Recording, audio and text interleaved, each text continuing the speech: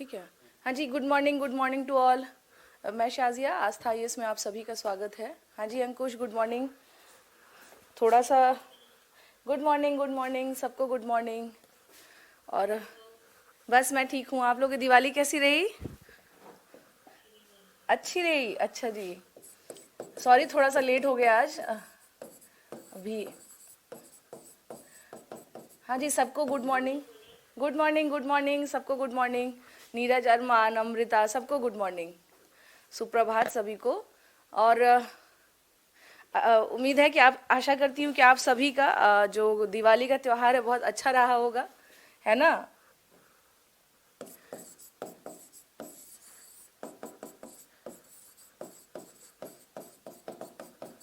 बिना लेट किए हुए टॉपिक स्टार्ट करते हैं, ठीक है ना? ऑलरेडी क्या हो गया, कुछ लेट हो गए हैं। रॉलेट एक्ट, सबको गुड मॉर्निंग, सबको गुड मॉर्निंग। सभी लोग आ जाएं, क्लास का टाइमिंग हो चुका है। रॉलेट एक्ट अगर आ चुके थे तो आप स्टार्ट कर दीजिए।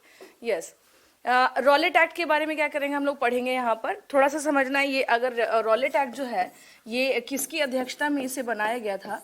Sir Sydney Rowlatt. किसके इसमें नेतृत्व में? सर सिडनी रॉलेट के नेतृत्व में,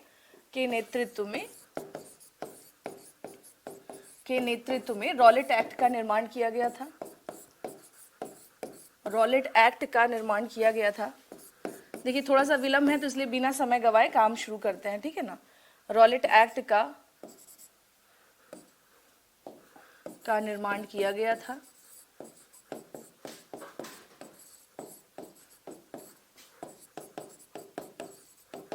ठीक है ना? हाँ जी, गुड मॉर्निंग खुशबू, सबको गुड मॉर्निंग। रॉलेट एक्ट के बारे में हम लोग पढ़ रहे हैं। अच्छा एक चीज़ और मैं बता देती हूँ, कल आप लोग का मॉडर्न इंडिया खत्म हो जाएगा, तैयार रहिएगा। आज जितने भी अब सिलेबस जो है आपका कल कंप्लीट हो जाएगा। कल फाइनल इतिहास जो है आप लोगों का फिनिश हो जाएगा। हाँ जी जूम वाले आप सभी सब सुन लीजिएगा, कल आप लोगों का रॉलेट एक्ट समाप्त हो जाएगा।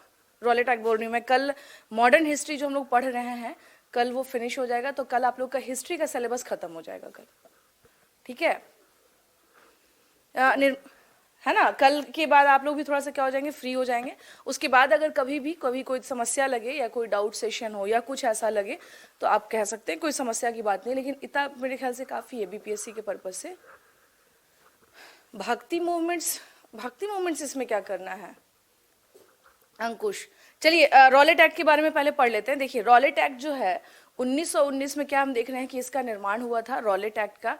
इसके क्या स्पेशल कैरेक्टरिस्टिक्स थे? इसका मतलब ये हुआ कि क्या क्या विशेषताएं थी इस एक्ट के बारे में। अगर हम लोग बात करें तो इस एक्ट में हम लोग क्या देखते हैं, देखिए था क्या कि इन लोगों ने जानबूझकर ये अधिनियम इसलिए बनाया था, ये एक्ट इसलिए बनाया था ताकि जो भी भारतीय, स्पेशली जो भी उन्हें शक के दायरे में लगते हो या जिन पर शक होता हो कि ये किसी न किसी कॉन्स्पिरेसी में क्या है, इंडल्ज है, या ब्रिटिशर्स के लिए ये किसी न किसी प्रकार का षड्यंत्र रच रहे हैं, तो उसको कैसे कुचला जाए। ये एक तरीके से कह सकते हैं कि भारत में होने वाले क्रांतिकारी मूवमेंट्स जो स्टार्ट हो चुके थे, लगातार रेवोल्यूशंस हो रहा था, उसे समाप्त करने का एक प्रयास था रॉलेट एक्ट।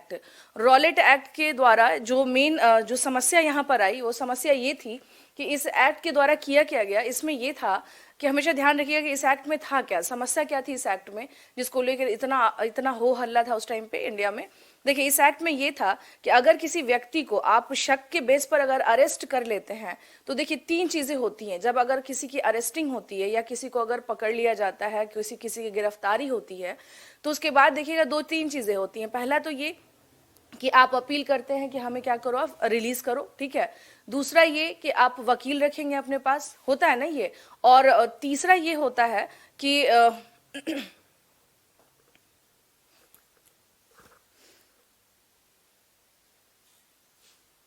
ज्यादा क्या रहा है, लाइट आ रहा है स्क्रीन पे। अच्छा रुकिए, अभी ठीक हो जाएगा नीरज, अभी ठीक हो जाएगा, 2 सेकंड रुक जाइए, अभी हो जाएगा ठीक। हाँ लाइट काफी ज्यादा मुझे भी लग रहा था। हाँ दी अब ठीक है नीरज, इज इट ओके? अब ठीक है ना, लाइट कम हुआ? ओके तो देखिए है क्या, देखिए मैंने क्या कहा कि अगर किसी की अरेस्टिंग होती है तो तीन चीजें महत्वपूर्ण होती हैं। वो तीन क्या है कि या आप जो है अपने लिए क्या करेंगे, अपील करेंगे, और खुद को रिलीज करने के लिए सबसे पहले आप वकील रखेंगे। ये मैंडेटरी चीजें हैं कि अगर किसी की अरेस्टिंग होती है तो ये सब रिक्वायरमेंट होता है।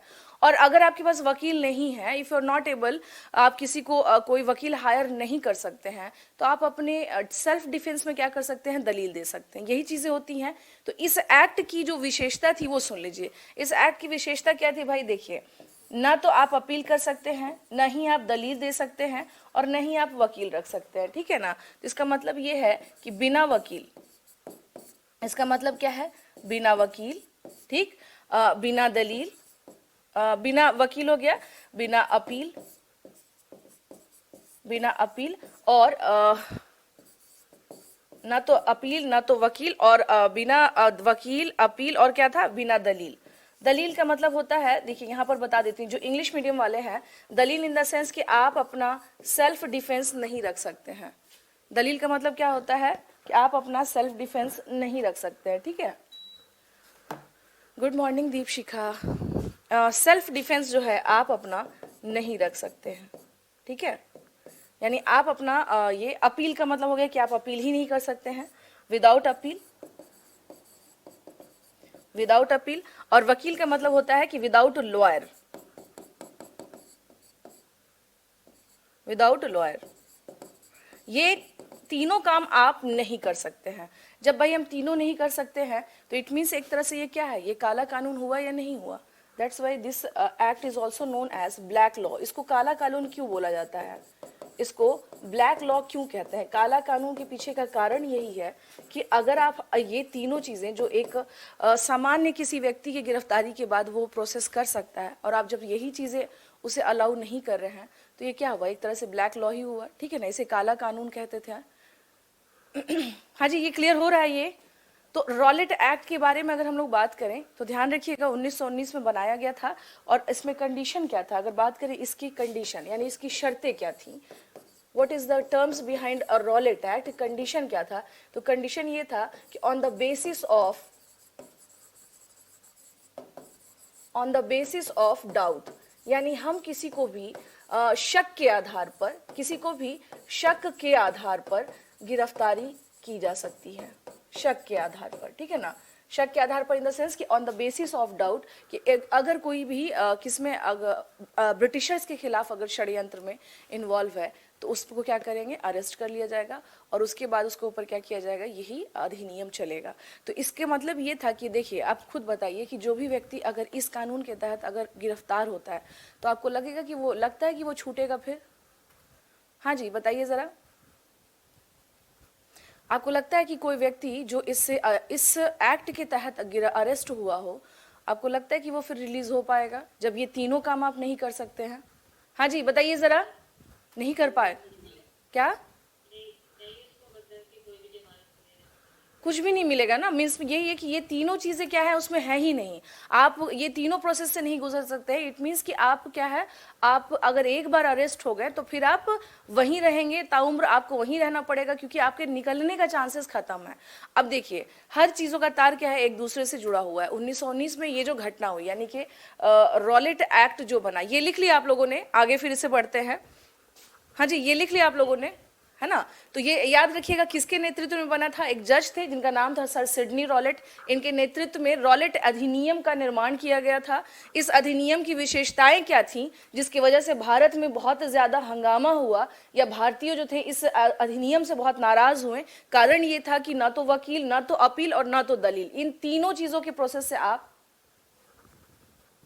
हाँ दलील का मतलब होता है सेल्फ डिफेंस। आप अपना, दलील का मतलब ही होता है चंदन कि आप अपने पक्ष में क्या बात रखते हैं। आपने सुना होगा या मूवीज में देखा होगा कई बार कि बोला जाता है कि क्या आपका कोई वकील है, अगर नहीं है तो उसमें कई बार ऐसा होता है कि कहते हैं कि नहीं, मैं खुद अपना सेल्फ डिफेंस करूंगा। इसका मतलब ही होता है कि हम अपना दलील खुद से देंगे, ठीक है चंदन। चलिए तो ये हम लोग क्या देखते हैं कि ये था। और इससे देखिए, इससे समस्या क्या थी, आप लोगों ने पंजाब में दो व्यक्ति का नाम सुना होगा। देखिए मैंने क्या कहा कि सबके तार एक दूसरे से जुड़े हुए हैं। पंजाब में दो व्यक्ति थे, कौन, डॉक्टर सत्यपाल और किचलू। इनका नाम था वैसे सैफुद्दीन किचलू, पूरा नाम क्या था इनका, सैफुद्दीन किचलू, सैफुद्दीन किचलू, ठीक है ना। इनका नाम क्या था, डॉक्टर सत्यपाल, और इनका नाम था सैफुद्दीन किचलू। ध्यान दीजिएगा, पंजाब में इनकी और इनकी दोनों की अरेस्टिंग हुई थी किस पर, रॉलेट एक्ट के आधार पर।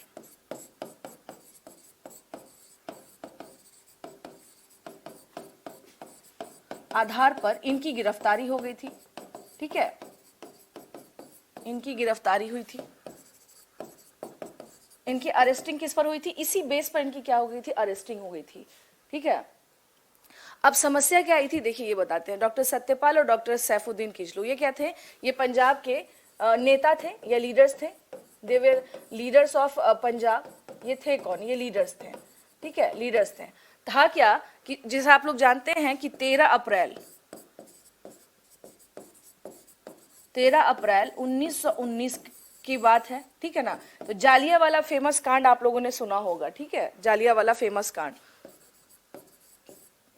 जालियावाला बाग कांड, बाग कांड भी इसको बोलते हैं, और इसको जालियावाला मसाकरे भी बोलते हैं इंग्लिश में, जालियावाला मसाकरे, ठीक है ना, मसाकरे। ये कब हुआ है, ये 13 अप्रैल 1919 को हुआ है। तो था क्या, देखिए आपको बता देती हूँ, ये दोनों लोग जो रॉलेट एक्ट के बेस पर गिरफ्तार हुए थे, तो 13 अप्रैल के दिन, उस दिन कौन सा था, बैसाखी का दिन था। कौन सा दिन था, बैसाखी का दिन था, ठीक है, बैसाखी का दिन था। और ये कौन सी जगह पर हम देख रहे हैं कि जो जलियांवाला बाग कांड हुआ था, अमृतसर में, पंजाब के अमृतसर में, ठीक है। तो था क्या यहाँ पर कि ये दोनों अरेस्ट हुए थे, यहाँ के जो भी लोग अन्य लोग थे यहाँ पंजाब के, तो ये लोग क्या कर रहे थे, यहाँ पर जालियांवाला बाग कांड में, जालियांवाला बाग में मीटिंग कर रहे थे। चूंकि बैसाखी का दिन है, ये इतना बड़ा सा मान लीजिए ये पार्क हो गया, इसका ये पूरा पार्क हो गया, इसका सिर्फ एक ही क्या है, एग्जिट गेट है, एग्जिट गेट एक ही है, यानी आप निकल इससे सकते हैं और जा भी इससे सकते हैं, बस यही एक गेट है। तो था क्या, जैसे इसमें कुछ लोग क्या हो रहे हैं, जैसे मेला लगा हुआ है, बच्चे हैं ये वो, और कुछ लोग यहाँ पर क्या कर रहे थे, मीटिंग कर रहे थे। अब ये बात किसे पता चली, ये बात पता चली जनरल डायर को। किसको, जनरल डायर को, जनरल डायर को। इसने क्या किया, जब इसे क्या लगा कि हम लोगों के खिलाफ क्या हो रहा है, यहाँ पर षड्यंत्र रच रहे हैं या कुछ ऐसा करने वाले हैं। इसने ये जब अंदर गया तो इसने कहा कि फायर करो जितना, जब उस टाइम तक करो जब तक कि आपकी गोलियां समाप्त ना हो जाएं।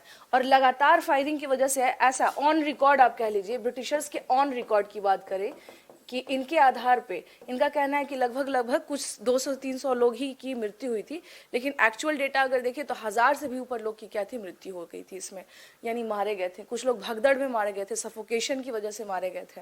तो ये जो कांड था, जनरल डायर ने यहाँ पर क्या किया था, आदेश दिया गोलियां चलाने के लिए, जिसकी वजह से 13 अप्रैल 1919 को बैसाखी के दिन अमृतसर में हम क्या देखते हैं, जालियांवाला बाग जैसी दुर्घटना, मतलब बहुत बड़ा नरसंहार इसको बोला जाता है, जिसमें बहुत सारे लोग, महिलाएं, बच्चे और बहुत से इनोसेंट लोग जो थे, उनकी क्या हो जाती है, मृत्यु हो जाती है, मारे जाते हैं। और उसके बाद भी इसने क्या किया था, इसने लगातार ये कहा था कि उस वक्त तक शूट करते रहो जब तक कि आपकी गोलियां समाप्त ना हो जाए। तो ये जो घटना थी, यानी कि 13 अप्रैल 1919 की जो घटना थी, जालियांवाला बाग कांड, इसके पीछे का अगर बात देखा जाए कि रीज़न क्या था, तो वही रॉलेट एक्ट था, जिसकी वजह से क्या था कि ये कुछ लोग वहाँ पर क्या कर रहे थे, मीटिंग कर रहे थे कि कैसे सैफुद्दीन किचलू और डॉक्टर सत्यपाल को रिलीज़ करवाएं, क्योंकि वो अरेस्ट ही हुए हैं किस बेस पर, रॉलेट एक्ट पर। तो हम क्या देखते हैं कि इन सारी चीज़ों की जड़ें, मतलब ये सारी चीज़ें जो है वो क्या एक दूसरे से कनेक्टेड है। आपका बीपीएससी में क्वेश्चन आया हुआ है इसको लेकर के, जनरल डायर को, कि जनरल डायर की हत्या किसने की थी, ठीक है ना, जनरल डायर की हत्या किसने की थी। 2-3 चीजें ध्यान रखना है। क्या कह रहे हैं, क्वेश्चन आता है आप लोगों का, आ चुका है कि जनरल डायर की हत्या किसने की थी। तो इस बात से नाराज एक सरदार जी थे जिनका नाम था उधम सिंह, याद रखिएगा, एक इनका नाम था उधम सिंह, ठीक है ना, उधम सिंह।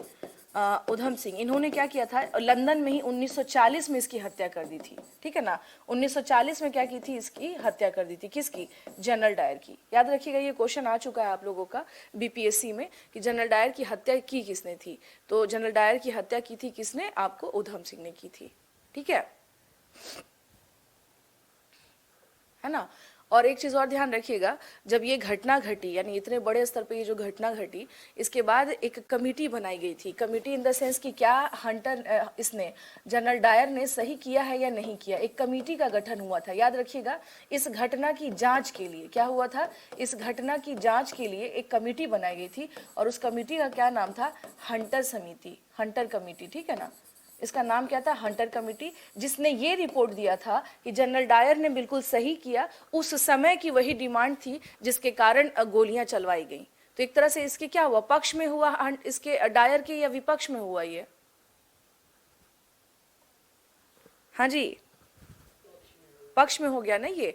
तो इसको क्या किया गया एक तरीके से कि हंटर कमीशन जो था, इसने पूरी तरह से क्या किया, ये पूरी तरह से जनरल डायर के फेवर में रहा और इसने ये कहा कि जनरल डायर ने अगर गोलियां चलवाई थी तो वो उस समय की परिस्थितियां ऐसी थी कि इसको गोलियां चलवानी पड़ी थी। लेकिन इस बात की, देखिए आप लोग लिखते भी रहिएगा, ठीक है ना, लेकिन इस बात की नाराजगी इतनी ज्यादा थी पूरे के पूरे भारत में, क्योंकि बड़ी संख्या में क्या हुई थी, लोग मारे गए थे और बहुत ही इनोसेंट लोग मारे गए थे और जानबूझकर की गई ये घटना थी, जानबूझकर ऐसा ऑर्डर निर्देश दिया गया था, जानबूझकर ये डायर की बदमाशी कह लीजिए या फिर ये भारतीयों को सबक सिखाने जैसा कि आप अगर हमारे खिलाफ षड्यंत्र रचोगे तो हम देखो तुम्हारे साथ क्या करते हैं, ठीक है।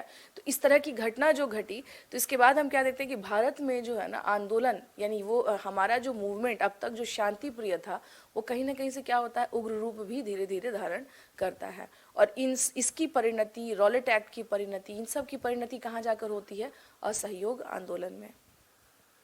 लिख लिया आप लोगों ने। अब सुनिए, क्वेश्चन मैं बता दे रही हूँ किस प्रकार से क्वेश्चन आएंगे, ठीक है। अगर आपका ये आता है कि अमृतसर के जो जलियांवाला जो बाग था, वहां पर किसके लिए मीटिंग हो रही थी, तो याद रखिएगा डॉक्टर सत्यपाल और सैफुद्दीन किचलू, ये दो लोग की वजह से क्या हो रहा था, मीटिंग हो रहा था। कारण क्या था, इनकी अरेस्टिंग हो गई थी और कैसे इनको, हाउ टू रिलीज देम, इसको लेकर के क्या हो रहा था वहां पर, प्रोसेस मीन्स मीटिंग चल रही थी, ठीक है। उसके साथ साथ क्या था, बैसाखी का दिन था। क्वेश्चन, छोटे छोटे क्वेश्चन भी बन जाते हैं, कौन सा दिन था, बैसाखी था, डे कौन सा था, 13 अप्रैल 1919 का दिन था। किसके निर्देशन में हत्या का मतलब गोलियां चलाने का ऑर्डर दे दिया गया, तो जनरल डायर के निर्देश में। एग्जिट मैंने आपको बता ही दिया कि इस पार्क की सबसे बड़ी जो कमी थी कि इसका एग्जिट क्या है, ये एक ही था, है ना। आज भी कभी आप जालियांवाला जाएंगे तो देखिएगा बुलेट्स के निशान आज भी आपको दिखाई देते हैं। मीन्स वहां जा करके आपको खुद फील होगा कि किस तरह की ये निर्मम हत्या हुई थी, बहुत ही जो निर्दोष व्यक्ति। देखे हुई हैं? अच्छा, तो आपको देख के लगा ही होगा, देख करके वो चीजें समझ में आती हैं, खासतौर से ऐसा कोई ऐतिहासिक घटनाक्रम जिसमें बहुत सारे लोग को मार दिया गया हो। भारत के जो स्वतंत्रता आंदोलन है उसमें ये क्या थी, ये एक घटना जो थी ना, इसने बहुत सारे लोगों को क्या किया था कि एक अलग दिशा दी कि ये जो है अपनी लिमिट क्रॉस कर चुके हैं अब, यानी कि इनको भारतीय इंसान नहीं दिखाई देते हैं, ये इनको जानवर की तरह ट्रीट करते हैं, जब चाहे मार सकते हैं। इंसान को ऐसी मृत्यु नहीं दी जा सकती है ना कि आप देखें और आप कह दीजिए गोलियां चला दो, भाई इंसान है वो, ह्यूमन बींग है, ठीक है। तो देखिए याद रखिएगा, इसके बाद अगर बात किया जाए कि कमेटी ने इस घटना की जांच के लिए कौन सी कमेटी बनी थी, तो हंटर कमेटी नाम था इस घटना की जांच के लिए जो गठित की गई थी। और इस कमेटी ने क्लीन चिट दे दिया था। क्लीन चिट समझते हैं आप लोग, जिसको कहा जाता है कि आप निर्दोष, आप दोषी नहीं हैं, ठीक है ना। इस कमेटी ने क्या किया था, क्लीन चिट दे दिया था एक तरीके से, और इसने क्लियर कर दिया था कि जनरल डायर ने जो भी किया परिस्थितियों के कारण किया था। लिख लिया आप लोगों ने? चलिए, तो ये था। अगर इससे कहीं भी क्वेश्चन बनेगा आपका, ये क्वेश्चन देखिए इससे शुभम इंडियन साइड से बनी थी, लेकिन क्या इंडियंस की कोई बहुत ज्यादा चलती थी, नहीं थी ना, समस्या ये है, ठीक है ना। रिकमेंडेड कौन सी कमेटी होगी ये मैटर करता है। रिकमेंडेड कौन सी कमेटी है शुभम, कि जिसको देखा जाता है कि ऑफिशियली यानी ब्रिटिश गवर्नमेंट की तरफ से कौन सी कमेटी काम कर रही थी, ये देखा जाता है। चलिए आते हैं हम लोग इसमें, नेक्स्ट आते हैं हम लोग यहाँ पर। तो ये रहा। उसके अलावा देखिए यहाँ पर कुछ चीज़ें और बता दूं आपको। ये था। इसके बाद ना एक और मूवमेंट चलता है इसी दौरान, 1920 के पहले, यानी कि असहयोग से पहले कुछ और मूवमेंट चलता है, खिलाफत आंदोलन। खिलाफत आंदोलन ये मैंने करवाया था क्या आप लोगों को?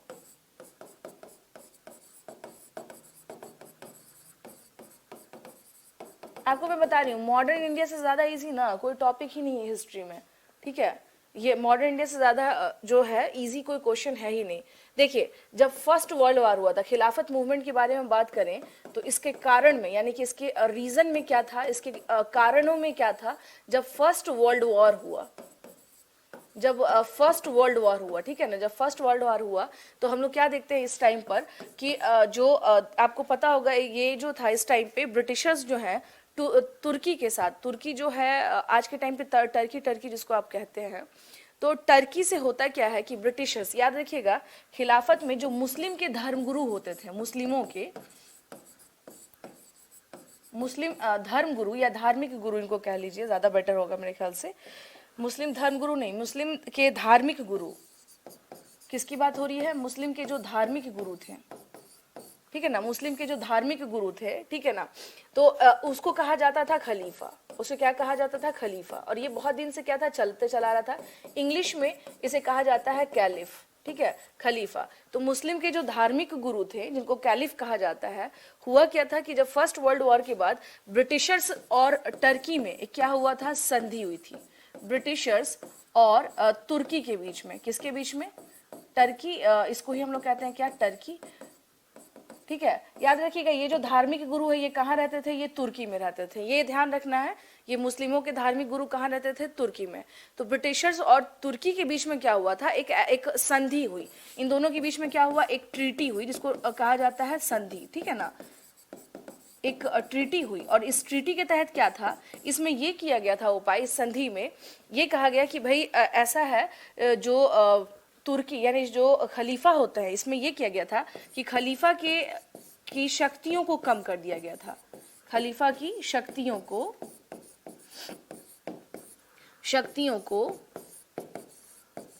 कम किया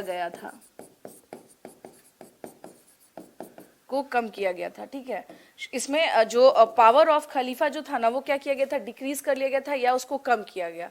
तो यहाँ पर हम लोग क्या देखते हैं कि ये जो हुई घटना, तो था क्या कि मुस्लिम्स, ये जितने भी मुस्लिम कम्युनिटी के लोग हैं, उनका अटैचमेंट किन से था भाई, खलीफा से था। जितने भी मुस्लिम कम्युनिटी के लोग हैं, मीन्स आप ये समझ सकते हैं कि जितने भी मुस्लिम कम्युनिटी के लोग हैं, इनका क्या था, इनसे क्या था, अटैचमेंट था एक तरीके से कि भाई हमारे क्या है, ये धार्मिक गुरु हैं। जैसे ही इनके पावर को कोलैप्स किया गया या कम किया गया, ठीक है ना, तो हुआ क्या कि पूरी दुनिया के जो मुस्लिम्स हैं, यानी अलग अलग देशों में जो दुनिया के जो मुस्लिम्स हैं, वो सभी लोग क्या हो गए, इसके अगेंस्ट हो गए और इसके खिलाफ इन लोगों ने क्या किया, आवाज बुलंद की। तो इससे क्या था कि हर देश में आप देखिएगा उस टाइम पे, सिर्फ भारत की बात नहीं है, दुनिया की वैसी जगह जहां जहां मुस्लिम्स थे, उन सब ने क्या किया, इसके खिलाफ मूवमेंट किया। और ये जो मूवमेंट था ना, वही क्या कहलाता है, खिलाफत मूवमेंट, क्योंकि खलीफा के लिए किया गया था। भारत में हम लोग देखें कि इसकी इस मूवमेंट की स्थिति अगर देखा जाए कि भारत में क्या थी, इंडिया में क्या चल रहा था, तो यहाँ पर दो भाई थे जिनका नाम क्या था, अली ब्रदर्स, याद रखिएगा, इनका नाम क्या था, अली ब्रदर्स, ठीक है, अली ब्रदर्स,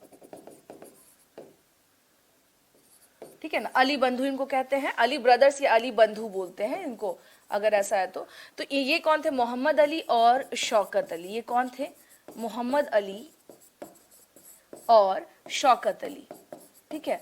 इनके नेतृत्व में भारत में क्या किया गया था, ये मूवमेंट चलाया गया था, भारत में इनके नेतृत्व में क्या किया गया, आंदोलन चलाया गया,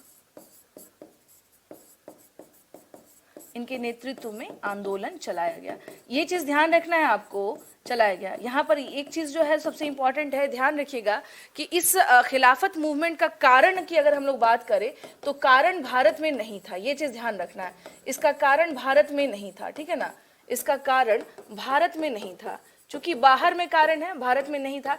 तो ऑब्वियस ही बात है कि अगर बाहर में मामला सॉर्ट आउट होगा तो फिर यहाँ भी ये मूवमेंट क्या हो जाएगा, रुक जाएगा या शांत हो जाएगा। ये क्लियर हो रहा है आप लोगों को, हाँ जी, यहाँ तक क्लियर है आप लोगों को, ठीक है। तो ये चीज ध्यान रखना आप लोगों की, ये जो था मूवमेंट, इसका रीजन जो था वो इंडिया में नहीं था, इंडिया में ना हो क्योंकि क्या था, ये एक स्पेशल कम्युनिटी या एक विशेष कम्युनिटी के संदर्भ से संबंधित क्या था, मुद्दा था। जैसे कि हम लोगों ने क्या देखा, हम लोगों ने ये देखा कि जो खलीफा है, जैसे क्या है, सबका अटैचमेंट, जैसे आप देखिएगा जो ईसाई होते हैं उनके पोप से क्या होता है, अटैचमेंट होता है। इनफैक्ट यूएस के जो प्रेसिडेंट होते हैं वो भी क्या करते हैं, जैसे ही कोई पोप चुना जाता है तो उसे क्या करते हैं, बहुत ही ग्रीटिंग्स देते हैं या बहुत खुश होते हैं, तो इसका मतलब ये है कि कहीं ना कहीं उस समुदाय के लोगों का अटैचमेंट क्या है, उससे है। तो सेम उस टाइम पर क्या हुआ करता था, चूंकि इस्लाम धर्म के उदय के बाद और मोहम्मद साहब के बाद खिलाफत चला था, खिलाफत इन द सेंस 4 खलीफा हुए थे, और उसके बाद से वो खिलाफत आप देखिएगा, एक अब्बासी खिलाफत होता है, फिर उमैयद खिलाफत, मतलब एक उसके बाद एक हिरार्की चलती रही स्पेशली इस्लाम कम्युनिटी में कि खलीफा रहते ही रहते थे। तो यही खलीफा की अगर हम लोग बात करें तो इस टाइम पर यानी कि हम लोग 1919 में क्या देखते हैं, जो घटना ये घटी कि एक सदियों से चला आ रहा, यानी एक लंबे समय से चला आ रहा जो जो नियम था वो क्या होता है, वो ब्रेक हो जाता है, जिसकी वजह से इस कम्युनिटी के लोगों में क्या हो गया था, काफी गुस्सा हो गया था कि हमारे खलीफा का आपने पावर कैसे कम कर दिया। ठीक है, और अगर बात करें हम लोग यहाँ पर कि वो मैंने क्या बताया था कि एक संधि हुई थी जिसको कहा जाता है सेवर्स की संधि। ये संधि का नाम क्या था, सेवर्स की संधि, सेवर्स की संधि, सेवर्स की संधि। ठीक है ना, ब्रिटिशर्स और तुर्की के बीच हम लोग क्या देखते हैं, जो संधि हुई थी दैट इज सेवर्स की संधि, ट्रीटी ऑफ सेवर्स। इसको ट्रीटी ऑफ सेवर्स भी बोलते हैं, इसको ट्रीटी ऑफ सेवर्स भी बोलते हैं, इसको ट्रीटी ऑफ सेवर्स भी बोलते हैं। ठीक है ना, तो यही संधि हुई थी और इसमें क्या किया गया था कि जो इसमें था एक तरह से कि कोलैप्स ऑफ खलीफा पावर भी कह सकते हैं, या पावर ऑफ खलीफा जो था वो कोलैप्स्ड हो चुका था इसमें लगभग। Power of Khalifa, power of caliph, caliph collapsed, collapsed हो गया था पावर ऑफ खलीफा। और बाद में हम क्या देखते हैं कि भारत में क्या था, इसमें मोहम्मद अली और शौकत अली इससे क्या थे, जुड़े थे। लिखिए आगे, इसको लिखिए, पहले इसे लिख लीजिए। बहुत सारी घटना क्या हो रही थी उस टाइम पर, हम लोग देखते हैं क्या कि इस घटना से क्या थी, जुड़ी हुई थी, इस घटना से क्या थी, बहुत सारी घटनाएं क्या थी, जुड़ी हुई थी, ये याद रखिएगा।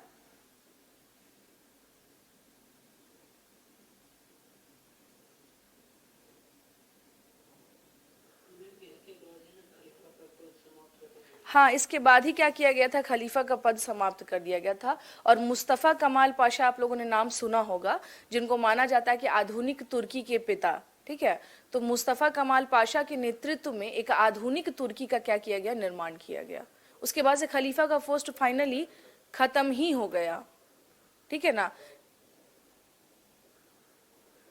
ठीक है, लिख लिया आप लोगों ने ये, हाँ जी, इसे लिख लिया आप लोगों ने। देखिए, अगर कभी क्वेश्चन आएगा ना तो बस समझ लीजिएगा, भारत में कौन है, अली बंधु है, मोहम्मद अली, शौकत अली। कारणों में क्या था, सीवर्स की संधि, फर्स्ट वर्ल्ड वॉर के बाद हुआ था ये, जिसमें खलीफा के पावर को क्या किया गया था, कम किया गया था। खलीफा आप लोग समझ चुके हैं, जो मुस्लिमों के धार्मिक गुरु हुआ करते थे और इनसे पूरे के पूरे विश्व के सभी मुस्लिमों का अटैचमेंट इनसे हुआ करता था। इस मूवमेंट का कारण यही था कि लोग क्या थे, जुड़े हुए थे, बस यही कारण था मेन इसमें। लेकिन यही चीज ध्यान रखना है कि भारत में इसका कारण नहीं था। ठीक है, अच्छा, अब बात करें कि जो खिलाफत मूवमेंट है भारत में,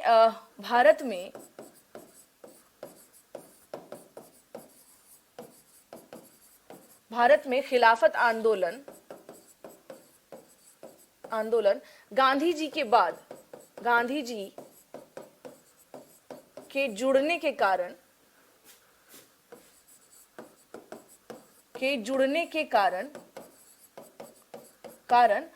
क्या हुआ था, जोर पकड़ा, या इसमें गति आई, ये भी लिख सकते हैं आप, या इसमें गति आई। ठीक है ना, दोनों बातें लिख सकते हैं, गति आई। तो एक चीज ध्यान रखिएगा, अगर आपका क्वेश्चन ये आएगा क्या खिलाफत आंदोलन से गांधी जी जुड़े हुए थे, यस, है ना, यानी it means Gandhi ji joined this movement, Gandhi ji joined this movement.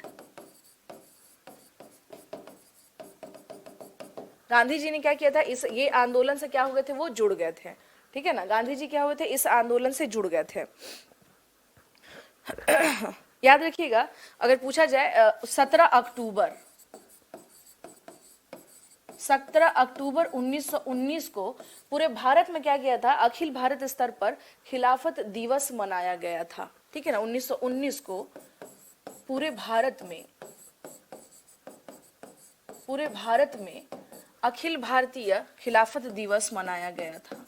क्या किया गया था, अखिल भारतीय खिलाफत दिवस मनाया गया था।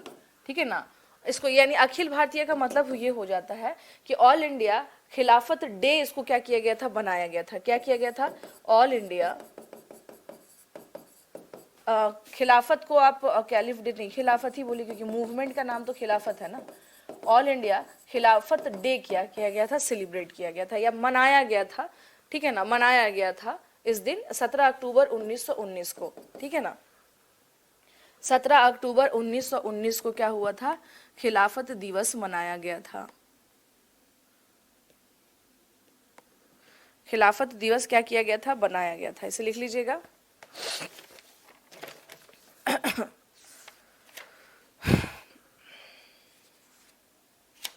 और हम लोग क्या बात कर रहे हैं यहाँ पर कि खलीफा का जैसे देख रहे हैं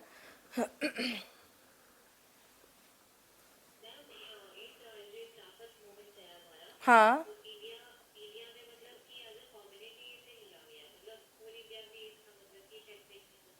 हाँ, पूरे इंडिया में मैंने आपसे क्या किया एक, लेकिन था क्या कि विशेष समुदाय का देखिए है क्या, अगर भारत में जो मूवमेंट चल रहा है और उसमें सभी लोग अगर अटैच हो जाते हैं तो वो क्या लगा कि हाँ भाई इसमें पूरा का पूरा भारत क्या था, पार्टिसिपेट कर रहा था। लेकिन ये वो समय था, याद रखिएगा, इस टाइम पर अभी हिंदू मुस्लिम वाली जो फीलिंग्स होती है, कम्युनल फीलिंग, वैसी नहीं थी। इसीलिए इस मूवमेंट में बहुत सारे ऐसे भारतीय भी थे जो क्या कर रहे थे, सपोर्ट कर रहे थे, जिनका सिंपैथी था कि भाई इनके खलीफा को क्या किया गया, क्यों हटा दिया गया। समझ रहे हैं, तो उस टाइम पर ऐसी परिस्थितियां नहीं थी या कम्युनल रंग नहीं मिला था इन सब चीज़ों को। था क्या कि समस्या किसी भी की हो, हम सब क्या करेंगे, साथ देंगे। वैसे तो बता रही हूँ आपको कि गांधी जी का जो जुड़ना था ना, वो कई बार क्या हुआ था, लोगों ने इसके बहुत ज़्यादा क्या किया, इसके अगेंस्ट भी गए कि इनको इस मूवमेंट से जुड़ने की क्या ज़रूरत थी। लेकिन गांधी जी की ये सोच थी कि अगर हम लोग खिलाफत मूवमेंट में सपोर्ट करते हैं, चूंकि देखिए 17 अक्टूबर 1919 को हो रहा है, तो उन्हें लगता था कि अगर हम लोग जो दूसरा नेक्स्ट मूवमेंट स्टार्ट करेंगे तो उसमें मुस्लिमों का एक जो समुदाय है उसका क्या होगा, सपोर्ट होगा। ये भी कारण था उनकी सोच के पीछे, जुड़ने के पीछे का एक कारण ये भी था कि अगर हम यहाँ पर स्टार्ट करते हैं तो इससे क्या होगा, कहीं ना कहीं से ये लोग क्या होंगे, हमारा साथ देंगे। तो कांग्रेस पार्टी में ही बहुत सारे ऐसे लोग थे जो इस बात के अगेंस्ट थे कि गांधी जी को साथ नहीं देना चाहिए था। इस तरीके के एक स्पेशल समुदाय या एक कोई विशेष कम्युनिटी के जो मूवमेंट्स है उसमें पार्टिसिपेशन इनका नहीं होना चाहिए था। बट गांधी जी क्या रहे थे शुरू से, एक चीज़ ध्यान रखिएगा, मैं ये नहीं कह रही हूँ हर इंसान परफेक्ट और नहीं परफेक्ट वाली कहानी, और हम लोग जज करने वाले कोई नहीं होते हैं। उस टाइम की परिस्थितियाँ क्या थी, नहीं थी, उस समय की सर्कमस्टांसेस के अकॉर्डिंग अगर देखा जाए तो गांधी जी हमेशा क्या रहे हैं, हमेशा न्यूट्रल होकर के साथ लेकर चलने की प्रवृत्ति हमेशा आपको दिखाई देगी। इसके लिए वो कई बार उन्हें सुनना भी पड़ा है, लेकिन कह सकते हैं कि अगर इसके अतिरिक्त हम लोग बात करें तो उनको अगर कहा जाता है ना कि वो कहीं ना कहीं से क्या थे, इस बात को लेकर हमेशा चिंतित रहते थे कि इस देश में क्या हो, सब आज जिस तरह से ये देश बना है तो सब मिल करके क्या होते रहे, साथ चलते रहे, ताकि आगे जाके समस्या नहीं आए। तो एक जोड़ने की प्रवृत्ति, देखिए कुछ लीडर्स आप देख लीजिए आज के दौर में, कुछ लीडर्स ऐसे होते हैं जो तोड़ने में बिलीव करते हैं, कुछ लीडर्स ऐसे होते हैं जो जोड़ने में बिलीव करते हैं। बट वही है कि वो उस दौर में क्या थे, वो कोशिश करते थे कि सब मिलकर रहें, है कि नहीं। चलिए तो हम लोग क्या देखते हैं, ये होता है। उसके बाद ध्यान रखिएगा हुआ क्या कि 1924 में, याद रखिएगा 1924 में क्या होता है कि वहाँ पर जो है फाइनली जो खलीफा का जो पोस्ट है ना वो समाप्त ही कर दिया गया। हुआ क्या, खलीफा का पद ही समाप्त कर दिया गया, जिसको लेकर इतना बवाल हो रहा था। खलीफा के पद की समाप्ति हो जाती है, के पद की समाप्ति हो जाती है, समाप्ति हो जाती है। ठीक है ना, खलीफा के पद की क्या हो गई, समाप्ति हो गई। और 1924 में हम लोग क्या देख रहे हैं कि तुर्की में मुस्तफा कमाल पाशा के नेतृत्व में, मुस्तफा कमाल पाशा के नेतृत्व में सरकार का गठन किया गया, सरकार का गठन किया गया। क्लियर है ये। तो इसका मतलब ये है कि इस प्रकार से हम क्या देख रहे हैं कि ये जो आंदोलन था पूरे विश्व में, जो ये आंदोलन चल रहा था, तो अब ये आंदोलन चलेगा या समाप्त हो जाएगा अब? हाँ जी, ये मूवमेंट चलेगा या समाप्त हो जाएगा अब? समाप्त हो जाएगा। तो इसका मतलब जिस रीजन की वजह से ये लोग लड़ रहे थे कि भाई खलीफा के पोस्ट को आपने उसका क्यों पावर छीना, ये किया वो किया, तो ये मामला ही मुद्दा ही खत्म हो गया, क्योंकि वो खलीफा का पोस्ट ही क्या हो गया, पूरी तरह से समाप्त हो गया। और मुस्तफ़ा कमाल पाशा ने ये कहा कि मैं एक आधुनिक क्या करूंगा, आधुनिक तुर्की का निर्माण करूंगा। इसलिए आप देखिएगा कि पूरे विश्व में तुर्की ही एक ऐसा देश है जो मुस्लिम कंट्री होने के बावजूद वो आपको क्या दिखेगा, पूरी तरह से आधुनिकतम वो है। वहाँ पे किसी तरह का आपको वैसा इस्लामिक लॉ या शरिया या इन सब चीज़ों का आप नहीं देख सकते वहाँ पे। तो वो कहीं ना कहीं से इनको क्या कहा जाता है, तो हम क्या देखते हैं कि इस प्रकार यह आंदोलन क्या हो गया था, समाप्त हुआ। इस प्रकार खिलाफत आंदोलन की समाप्ति हो गई। अब खिलाफत आंदोलन की समाप्ति हो गई।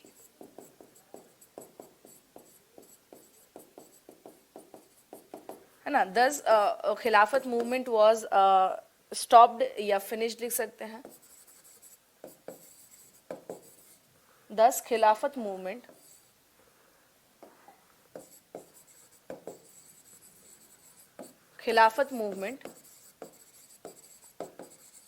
was finished, है ना। finished या stop जो भी लिख लीजिए आप, as you wish, जो आपको बेहतर लगे ये लिख लीजिएगा, ठीक है। तो ये था क्या आपका खिलाफत मूवमेंट, कि भाई ये चला कैसे, स्टार्ट कैसे हुआ, इसके साथ कौन से लीडर्स जुड़े थे, कांग्रेस में ही क्या था, इस बात को लेकर काफी ज्यादा क्या था कि भाई ये क्यों गांधी जी क्यों जुड़े इस बात से। तो इस बात को लेकर के हम लोग क्या देख रहे हैं कि लगातार क्या था, हमेशा जैसे अगर जो खिलाफत मुद्दे पे, अगर हाँ एक चीज़ और सुन लीजिए, अगर आप लोगों का थोड़ा सा इसमें अगर क्या कहते हैं कॉन्सेप्चुअल बेसिस अगर आपका क्वेश्चन आता है कि क्या कांग्रेस पार्टी के लोग खुश थे, नहीं खुश नहीं थे। उनका मानना था कि एक विशेष समुदाय के मूवमेंट से हमें जुड़ने की आवश्यकता नहीं है।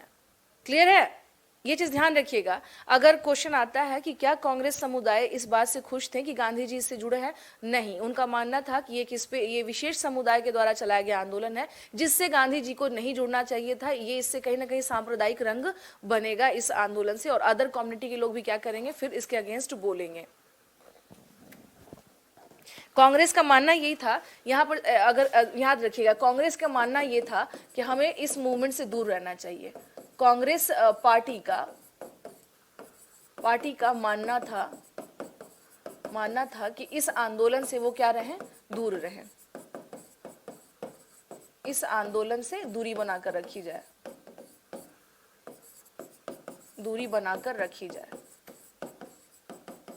ठीक है ना।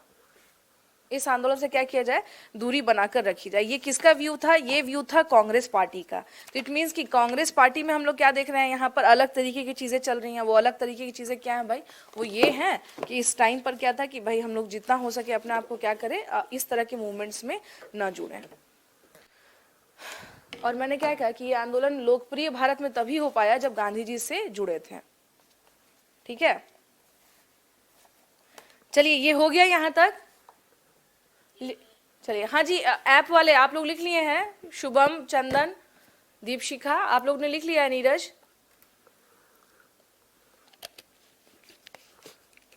यहां तक समझने में कोई दिक्कत नहीं ना हो रही है।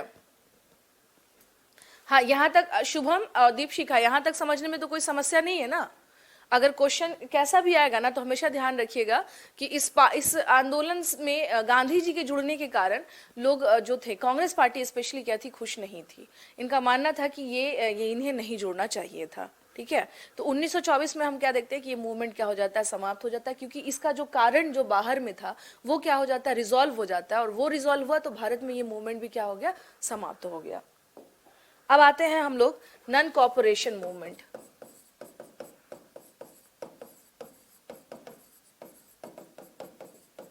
नॉन कॉपरेशन मूवमेंट, इसको हम लोग कहते हैं क्या, असहयोग आंदोलन।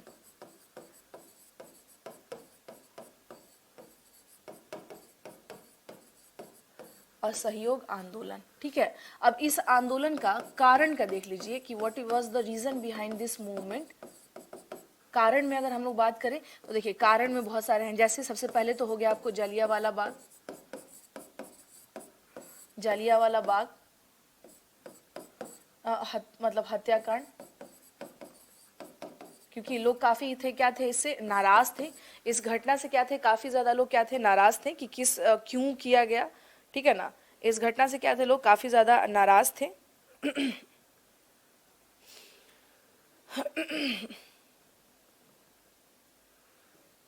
ठीक है। और उसके अलावा क्या था, अंग्रेजों की जो नीति थी, अंग्रेजों की शोषणकारी नीति, अंग्रेजों की शोषणकारी नीति, ठीक है, शोषणकारी नीति हो गई। तो ये सब जो कारण अगर हम लोग देख रहे हैं ना, ये सब अगर जो कारण देख रहे हैं असहयोग आंदोलन में, अगर हम लोग बात करें तो ये सब कारण में हम लोग क्या देख रहे हैं कि कहीं ना कहीं से जिस इसमें ये भी था कि असहयोग आंदोलन यानी कि जलियांवाला बाग के बाद किसी बड़े मूवमेंट की दरकार थी, जो कि हम लोग क्या देखते हैं, जलियांवाला बाग कांड के बाद क्या होता है, ये स्टार्ट होता है।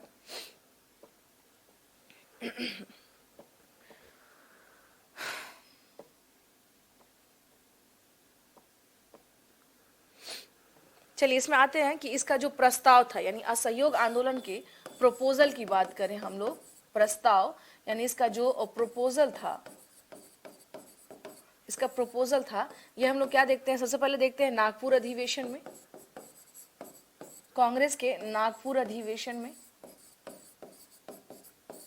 ये 1920 में ही हो रहा होता है। वहां पर क्या होता है, इसका प्रपोजल लाया जाता है। प्रोपोजल चूंकि क्या था, कांग्रेस पार्टी में क्या होता था उस टाइम पे, कुछ भी अगर काम किया जाता था तो सबसे पहले क्या किया जाता था, उसे उस बात को, उसका रेजोल्यूशन क्या होता था, पास होता था, ठीक है ना। उसका सबसे पहले क्या होता था, रेजोल्यूशन पास होता था कि किस तरह से क्या करना है हम लोगों को, आगे किस तरह प्रकार से चलना है, ये सारी चीजें क्या होती थी उस टाइम पर डील होती थी, है ना। तो देखिए नागपुर अधिवेशन में ये क्या हम लोग देख रहे हैं। अच्छा एक चीज और है, आप लोग सुनिएगा, दो अधिवेशन कांग्रेस का याद रखिएगा, 1920 का नागपुर अधिवेशन और कलकत्ता अधिवेशन, और कलकत्ता अधिवेशन,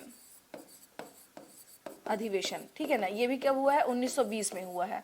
अब आपके लिए ना एक क्वेश्चन मैं दे रही हूँ, आप लोगों को करना क्या है, इसमें ये बताना है कि ये जो ये रेजोल्यूशन प्रस्ताव तो लाया गया, ठीक है, पास किस में हुआ था ये प्रस्ताव, कलकत्ता में या नागपुर में। हाँ जी बताइए जरा, ये कहाँ कहाँ पर, कलकत्ता में बोल रहे हैं। अच्छा किसने की थी इसकी अध्यक्षता, कलकत्ता में सी आर दास कर रहे थे। कलकत्ता में अध्यक्षता किसने की थी, याद रखिएगा, अध्यक्षता किसने की थी, लाला लाजपत राय, ये चीज ध्यान रखना है। लाला लाजपत राय ने क्या की थी, कलकत्ता में लाला लाजपत राय के द्वारा अध्यक्षता की गई थी। नागपुर में किसने किया था, वी आर, नागपुर में किसने किया था,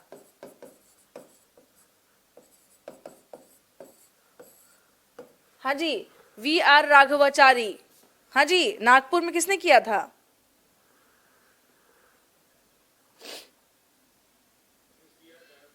सुनिए ध्यान से सुन लीजिएगा, जो भी कंफ्यूजन है आप लोगों को, देखिए नागपुर में जो है ना, वी आर राघवाचारी के नेतृत्व में अध्यक्षता इन्हीं की हो रही थी, मींस, और प्रस्ताव जो था वो सी आर दास लेकर आते हैं, ठीक है। प्रस्ताव कौन लेकर आता है, वी राघवाचारी क्या कर रहे थे, मतलब इसके अध्यक्ष थे, इसके अधिवेशन के, और प्रस्ताव किसने लाया था, प्रस्ताव लाए थे सी आर दास, है ना, चितरंजन दास के द्वारा क्या किया गया था, प्रस्ताव लाया गया था। अब मुझे ये बताइए, कलकत्ता अधिवेशन पहले हुआ था या नागपुर अधिवेशन पहले हुआ था,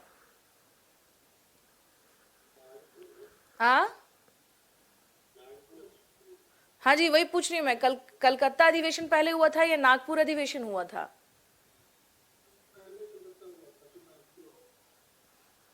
बहुत कंफ्यूज हैं आप सभी के सभी, इसलिए तो मैंने कहा कि इस क्वेश्चन को सुनिए, काम करिए इस क्वेश्चन पे, कल मुझे इसका आंसर जरा दीजिएगा तो आप सभी लोग, नहीं आज जाकर के क्या करिए, ठीक है स्वाति, एक काम करिएगा आप सब लोग, देखिए दो अधिवेशन ध्यान रखना आपको, Nagpur convention of Congress and Calcutta convention of Congress. Calcutta convention was presided by Lala Lajpat Rai, Lala Lajpat Rai के द्वारा लाया गया था। नागपुर कन्वेंशन जो है वो that was presided by V R Raghavachari and the proposal of non cooperation movement was, ये किसके द्वारा लाया गया था, बाय सी आर दास। ठीक है, सी आर दास।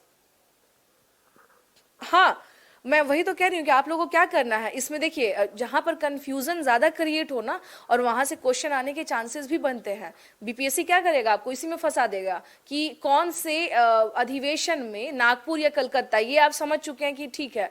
और यहाँ पर आपको ये भी बताना है, ये चीज ध्यान रखिएगा, ये जो था ना कलकत्ता का अधिवेशन क्या था, ये विशेष अधिवेशन था, ये भी याद रखिएगा। विशेष अधिवेशन का मतलब ये होता है किसी विशेष पर्पज से जब कांग्रेस पार्टी, हाँ मैं वही कह रही हूँ कि ये चीज आप लोगों को क्या ध्यान देना है कि किसी विशेष पर्पस से, यानी कोई स्पेशल कोई कारण हो गया जिसके कारण से इन लोगों को क्या करना पड़ता है, अगर कन्वेंशन ये लोग स्टार्ट करते थे तो वो विशेष अधिवेशन कहलाता था, यानी कुछ अर्जेंट हमें कुछ ऐसा लाना है जिसकी वजह से हम क्या कर रहे हैं, ये कन्वेंशन ला रहे हैं। तो याद रखिएगा, देखिए हमेशा ध्यान रखिएगा, कांग्रेस पार्टी का अधिवेशन जो होता है, सालाना अधिवेशन कन्वेंशन जो होता है वो एक ही होता है, लेकिन अगर कोई ऐसा स्पेसिफिक रीजन रहा, कुछ ऐसा हमें आंदोलन वगैरह करना है जिसकी वजह से क्या करने लगते थे, स्पेशल सेशन की शुरुआत करते थे। क्या करते थे ये लोग, स्पेशल सेशन, ठीक है ना, स्पेशल सेशन की क्या करते थे ये लोग, शुरुआत करते थे। याद रखिएगा, स्पेशल सेशन का मतलब ये हो गया कि ये जो है सत्र जो है, यानी कि अब आपको क्या करना है, इसी में थोड़ा सा देखना है कि स्पेशल सेशन जो है, क्वेश्चन अब आप सुन लीजिए, अगर आपका क्वेश्चन ये भी बन सकता है कि असहयोग आंदोलन के लिए कांग्रेस पार्टी का कौन सा विशेष अधिवेशन बुलाया गया था, यानी वो कौन सा अधिवेशन था जो विशेष अधिवेशन था। तो ये आपको ध्यान रखना है कि कलकत्ता का जो सेशन था that was special session of Congress party, Congress party का वो स्पेशल विशेष सत्र था जिसमें कि इस मूवमेंट के लिए बात की गई थी। क्वेश्चन आप लोग समझ गए ना क्या है इसमें, हाँ जी क्वेश्चन समझ गया ना, यानी दो कन्वेंशन जो है आपको ध्यान रखना है। हाँ, यहाँ पे इन दोनों में मैंने दो चीजें क्लियर कर दी हैं, वी राघवाचारी जो है वो अध्यक्ष हैं, प्रपोजल सी आर दास ने दिया था, यहाँ पर इसकी अध्यक्षता किसने की थी, यहाँ पर अध्यक्षता की थी लाला लाजपत राय ने, स्पेशल सेशन कलकत्ता की। ठीक है, तो असहयोग मूवमेंट जो है, क्वेश्चन आपका ये है कि किसमें, यानी नागपुर में या कलकत्ता में, किसमें जाकर के ये फाइनल हुआ था कि फाइनलाइज हम लोग स्टार्ट कर रहे हैं movement, that is non cooperation movement.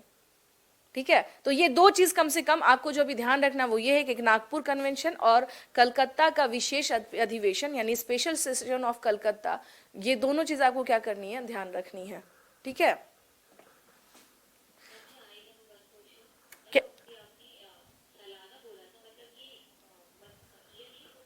हाँ आप देखिएगा, जब कांग्रेस पार्टी का आप लोग पढ़िएगा कि कांग्रेस पार्टी का हर साल, अभी भी इनफैक्ट होता क्या है कि हर पार्टी का अपना एक सेशन होता है जिसमें उस पार्टी के सभी अन्य सदस्य क्या होते हैं, इकट्ठे होते हैं, कुछ मीटिंग होती है, कुछ निर्णय लिए जाते हैं। तो कांग्रेस पार्टी का हमेशा ध्यान रखिएगा कि जो अधिवेशन जो है वैसा अधिवेशन, जैसे अगर आप लोग पढ़ते होंगे कभी जा करके कि कांग्रेस का कौन कौन सा कन्वेंशन कहाँ कहाँ हुआ, तो उसके अगर अगर अगर उसमें कंटेक्स्ट में देखें तो होता क्या कि साल में एक ही कन्वेंशन होता है, सालाना, जो जिसमें क्वेश्चन आते हैं कि कांग्रेस का ये वाला जो कन्वेंशन था 1920 का कहाँ पर हुआ था, 21 का कहाँ हुआ था, तो ऑब्वियस सी बात है, यानी पूरे साल में एक कन्वेंशन हो रहा है। लेकिन अगर कोई विशेष ऐसा उस साल कुछ काम करने जा रहे हैं तो स्पेशल सत्र बुलाया जाता था। क्लियर है छवि, ठीक है ना। तो स्पेशल अगर कुछ कर रहे हैं, जैसे ये मूवमेंट, हाँ क्या कह रहे हैं, मैंने क्या कहा, मैंने यही तो क्वेश्चन दिया है आप लोगों को कि कौन सा सेशन पहले हुआ है। नहीं हुआ ना, नहीं अभी तो इसमें और भी स्टूडेंट, आप अभी देख नहीं रहे, अभी जितने भी स्टूडेंट है ना ये सब क्या है, कंफ्यूज है अभी, तो इसे तो मैंने कहा कि इसको आप लोग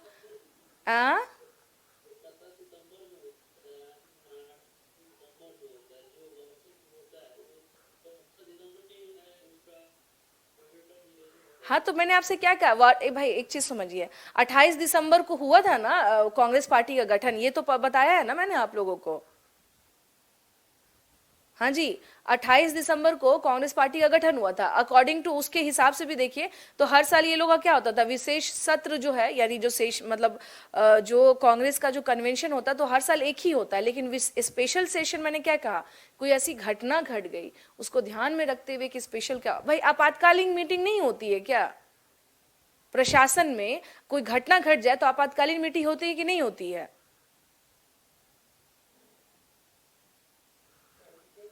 हाँ, क्या कह रहे हैं?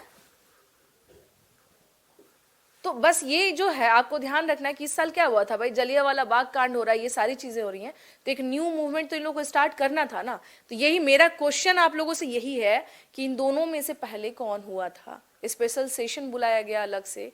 और एक चीज और है, एक चीज ध्यान रखिएगा कि अप्रैल में घटना घटी है जलियांवाला बाग कांड की, ठीक है ना, अप्रैल में घटना घटी थी, और ये जो स्पेशल सेशन हो रहा है 1920 में हो रहा है। तो कुछ चीजों को क्या करना, थोड़ा सा ध्यान में रखते हुए फिर इसको, इसका जो है आंसर ध्यान में रखते हुए आपको क्या करना है, आगे देखना है, ठीक है? क्या कह रहे हैं? हाँ जी, क्या हुआ? क्या हो गया, कंफ्यूज हो गए क्या आप सब? हाँ। हाँ, नहीं ना, क्वेश्चन दिया है मैंने, ये ध्यान रखना है आप लोगों को। अरमान, स्वाति, मैं आप सबसे ये कह रही हूँ, मैंने क्वेश्चन दिया है आप सबको, देख लीजिएगा कि इसका आंसर जो है वो कल मुझे बताइएगा। मैं कहीं भागी नहीं जा रही हूँ, मैं कल फिर आऊंगी, कल लास्ट क्लास होगी आप लोगों की, ठीक है? चलिए, तो वही मैं कह रही थी, बस ये चीज ध्यान रखिएगा, 2 सेशन आपको इससे जुड़े हुए हैं, नागपुर कन्वेंशन, कलकत्ता कन्वेंशन। जालियांवाला बाग कांड जो था इसका क्या था, मेन इसके कारणों में से एक था। दिसंबर में नागपुर सेशन, मैंने क्या कहा कि ये सारी चीजें आप लोगों को क्या करनी है, ध्यान रखनी है। अच्छा, यहाँ पर आ जाइए, यहाँ पर हम लोग क्या देख रहे हैं, इस कन्वेंशन में क्या किया गया था, यहाँ यहाँ यहाँ रख दीजिए, यहाँ पे, ठीक है? देखिए, ध्यान रखना है कि इस कन्वेंशन में हम लोग क्या देख रहे हैं कि ये जो मूवमेंट था, यानी कि असहयोग आंदोलन का जो मूवमेंट था, इसमें ये था कि ब्रिटिश शासन के भीतर क्या करना था, ब्रिटिश शासन के भीतर, शासन के अंदर आवश्यकता हो तो स्वराज की प्राप्ति, इस तरीके से था कि अंदर स्वराज की प्राप्ति,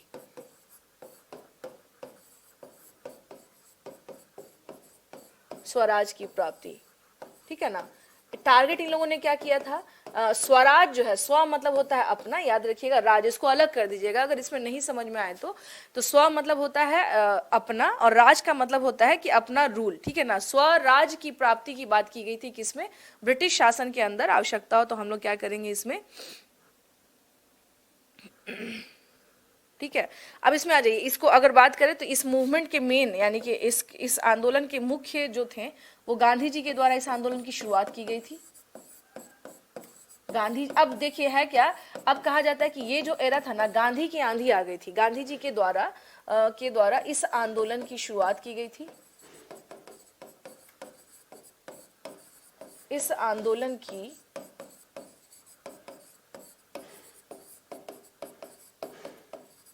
शुरुआत की गई थी, ठीक है ना। This movement was started by Gandhi ji, this movement was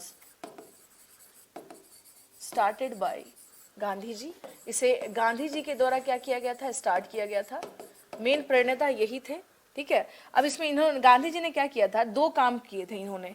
एक तो इन्होंने कहा कि रचनात्मक कार्य करेंगे, अगर बात किया जाए कि रचनात्मक का मतलब होता है क्रिएटिव वर्क, रचनात्मक का मतलब क्या होता है, क्रिएटिव वर्क। और दूसरा क्या था, बहिष्कार करने का काम, इसको नकारात्मक भी कह सकते हैं, बहिष्कार, इसको कहते हैं हम लोग क्या, बॉयकॉट,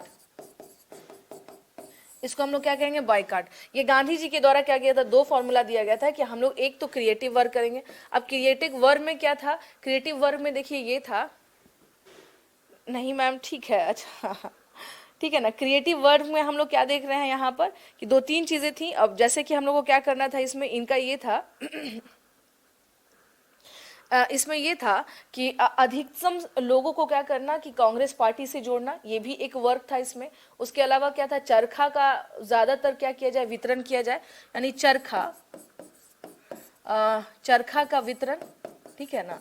जितना ज्यादा वितरण होगा, जितना ज्यादा वितरण होगा उतना ही ज्यादा क्या होगा, चरखा से क्या होगा, सूत कटाई होगा, और उससे क्या होगा, हम खुद से अपने कपड़े बनाने में क्या होंगे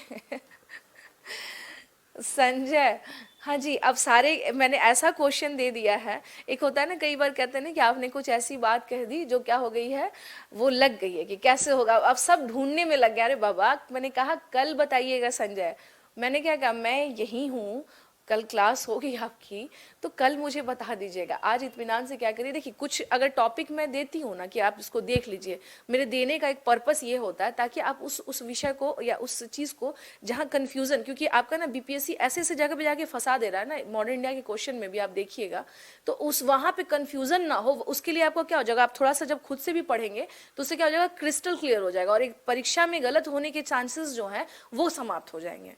मैंने इसीलिए मैं देती हूँ कि आज नहीं, इसको आप कल देखिए, अभी अभी गूगल करने के लिए मैंने नहीं बोला है, ठीक है ना। मैंने ये भी नहीं कहा कि बुक देख करके मुझे बताइए ना, तो मैं नहीं बता दूं, ये कौन सी बड़ी बात है।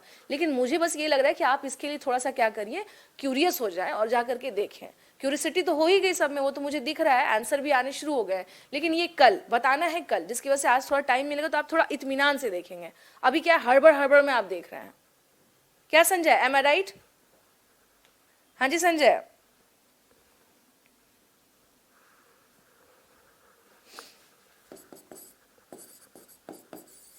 अखिल भारतीय कांग्रेस समिति का गठन, कांग्रेस समिति का गठन, ठीक है ना, ये इसका करना हाँ, इसलिए मैं कह रही हूँ कि हड़बड़ हड़बड़ में मत करिए, और एकदम ये मैं कोई बीपीएससी का पेपर नहीं ले रही हूँ, मैंने इसलिए कहा है ताकि बीपीएससी के पेपर में गलत होने की संभावना समाप्त हो जाए।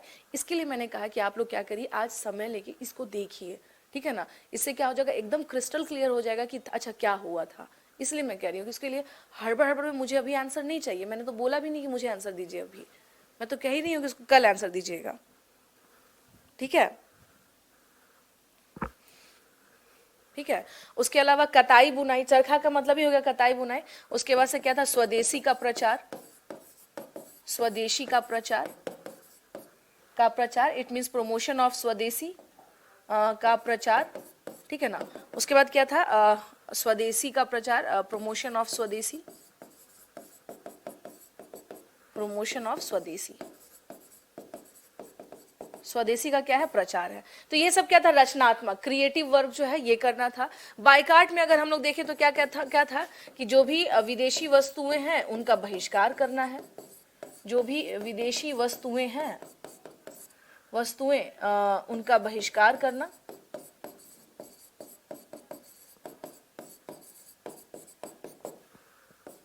विदेशी वस्तुओं का बहिष्कार करना, ठीक है, संस्थाओं का, ठीक है ना, ये सारी चीजें। उसके बाद से विदेशी संस्थाओं का बहिष्कार करना, उसके बाद क्या है, विदेशी संस्थाओं का बहिष्कार करना। बहिष्कार का मतलब हो गया Swati, to boycott foreign institution, उसने भी फॉरेन कोई बाहर का नहीं था, ब्रिटिशर्स ही था, तो टू बाइकाट ब्रिटिश इंस्टीट्यूशन या ब्रिटिश इंस्टीट्यूशन का क्या करना, बाइकाट करना। इसे ऐसे लिख लीजिएगा Swati, to boycott British institutions,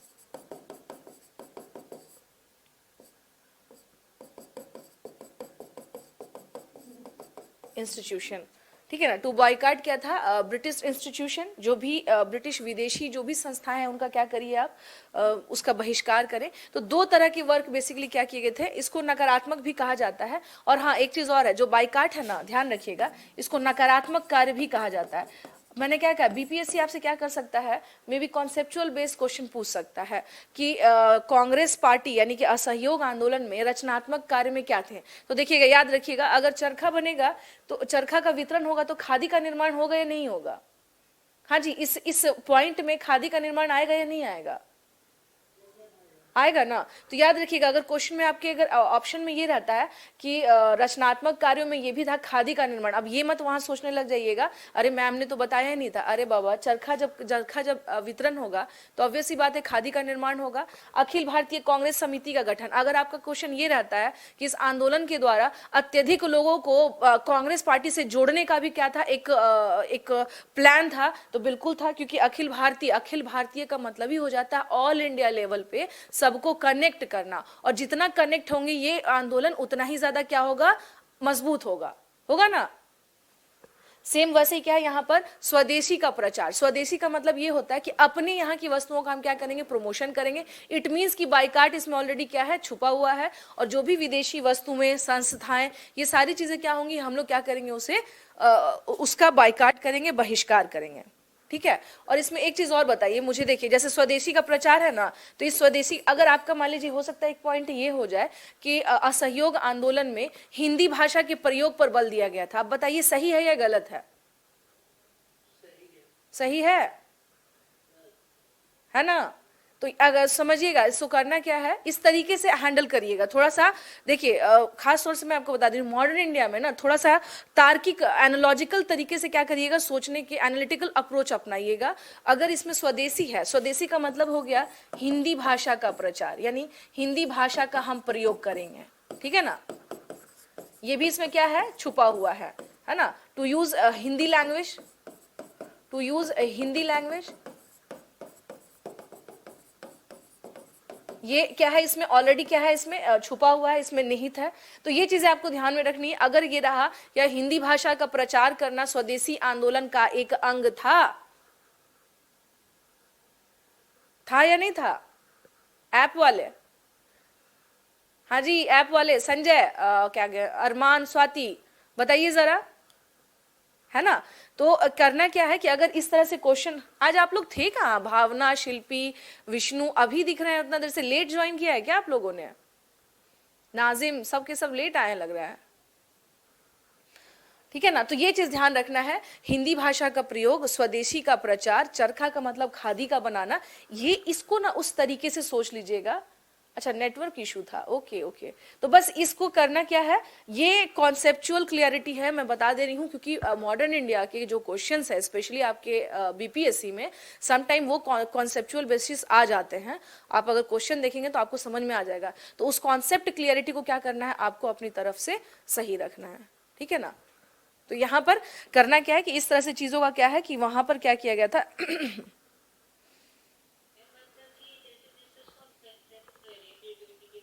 हम्म हम्म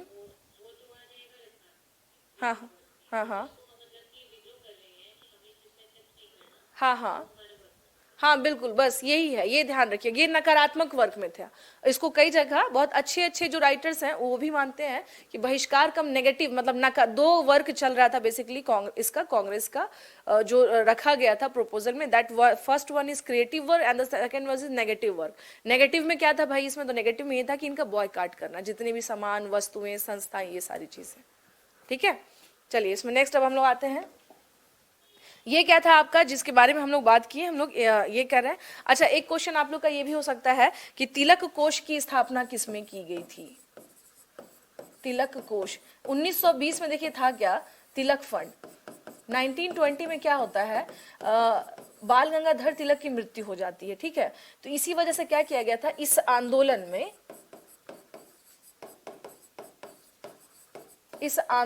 में तिलक कोष की स्थापना की गई।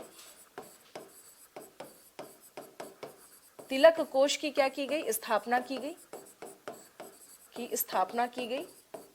अच्छा टारगेट कितना रखा गया था, देखिए टारगेट किया गया था कि इसमें 1 करोड़ रुपया हम लोग को क्या करना है, जमा करना है।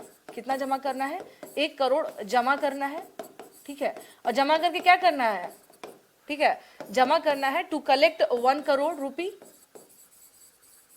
टू कलेक्ट 1 करोड़ रुपये। अच्छा बता सकते हैं आप लोग, ये 1 करोड़ का लक्ष्य रखे थे, ये लोग क्या करते हैं इस 1 करोड़ का? हाँ जी बताइए, इस 1 करोड़ का क्या करते हैं ये लोग?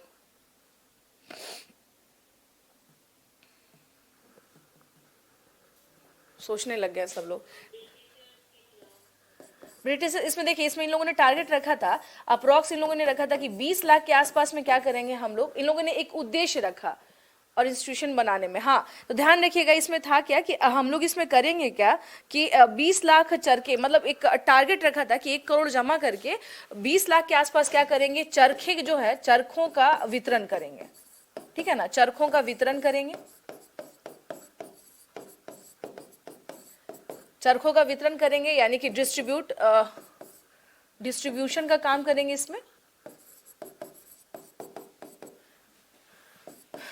चरखा, ठीक है ना, चरखा क्या करेंगे हम लोग 20 लाख के आसपास बांटेंगे और उससे जो पैसे जो हैं जो इकट्ठे होंगे उससे हम लोग इस आंदोलन को और क्या करेंगे, मजबूत करेंगे और कुछ इंस्टीट्यूशंस वगैरह हुआ या जैसा एज पर रिक्वायरमेंट हम उसका प्रयोग करेंगे। मीन्स मतलब ये है कि जो भारत के हित में जो चीजें हो सके या इस आंदोलन को मजबूत बनाने के लिए जो टारगेट हो सके वो हम लोग क्या करेंगे यहाँ पर पूरा करेंगे। ठीक है ना, वो टारगेट हम लोग क्या करेंगे यहाँ पर पूरा करेंगे। अच्छा, एक चीज और समझ लीजिएगा, ये जो तिलक कोष की स्थापना अगर आपका आ जाए कि तिलक कोष की स्थापना कहाँ की गई थी, तो कांग्रेस के विजयवाड़ा में। कहाँ पर हो रहा था ये, जो कांग्रेस की जो मीटिंग हो रही थी कहाँ पर हो रही थी, विजयवाड़ा में।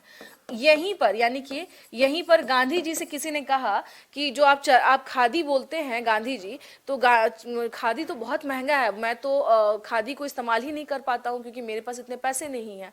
तभी से गांधी जी ने क्या किया था, अपने पूरे के पूरे वस्त्र जो है, उनको समझ में आ गया कि भारत में इतनी निर्धनता है कि अभी वो लोग खादी पहनने के भी लायक नहीं है। ठीक है, तो जो वस्त्र का जो त्याग जो आप देखें ना, पूरे जीवन गांधी जी धोती में रह जाते हैं, वो यहीं से होता है। ठीक है, विजयवाड़ा में ही क्या होता है, गांधी जी यहीं से क्या होता है, गांधी जी ने धोती धारण कर लिया था पूरी तरह से, यानी जो नॉर्मल ड्रेस में इनको फिर कभी नहीं देखा गया, एक जो होता है, गांधी जी ने धोती धारण किया और वो आजीवन, यानी पूरे लाइफ टाइम आपको धोती में ही फिर दिखे, है ना, फॉर लाइफ टाइम आप कह सकते हैं। उसके बाद कभी फॉर्मल ड्रेस में वो नहीं दिखाई दिए गांधी जी। ठीक है ना।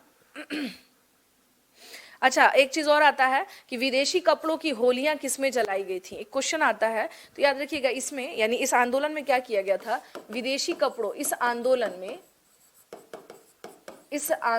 में विदेशी कपड़ों की होलियां जलाई गई थी।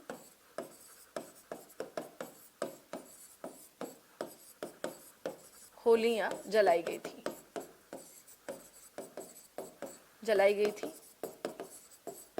ठीक है ना, विदेशी जो भी कपड़े थे उसको क्या किया गया था, उससे होली, मतलब होलियां जलाई गई थी या मनाई गई थी। ठीक है, होली क्या की गई थी, इससे जलाई गई थी।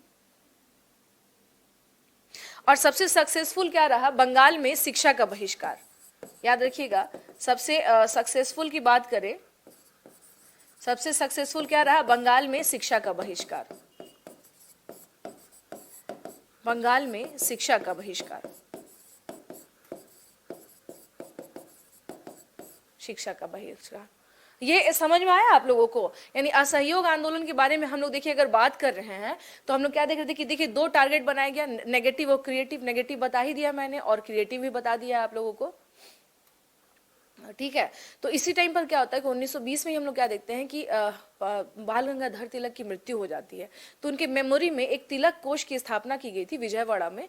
हुआ क्या कि यहीं पर फिर ये टारगेट रखा गया कि हम लोग एटलीस्ट 1 करोड़ रुपया क्या करेंगे, इकट्ठा करेंगे और उसमें ज्यादा से ज्यादा क्या करेंगे कि वो इस हित के लिए, यानी भारतीयों के हित के लिए इसका इस्तेमाल होगा। पहला टारगेट ये होगा कि हम लोग अत्यधिक चरखा का क्या करेंगे, वितरण करेंगे।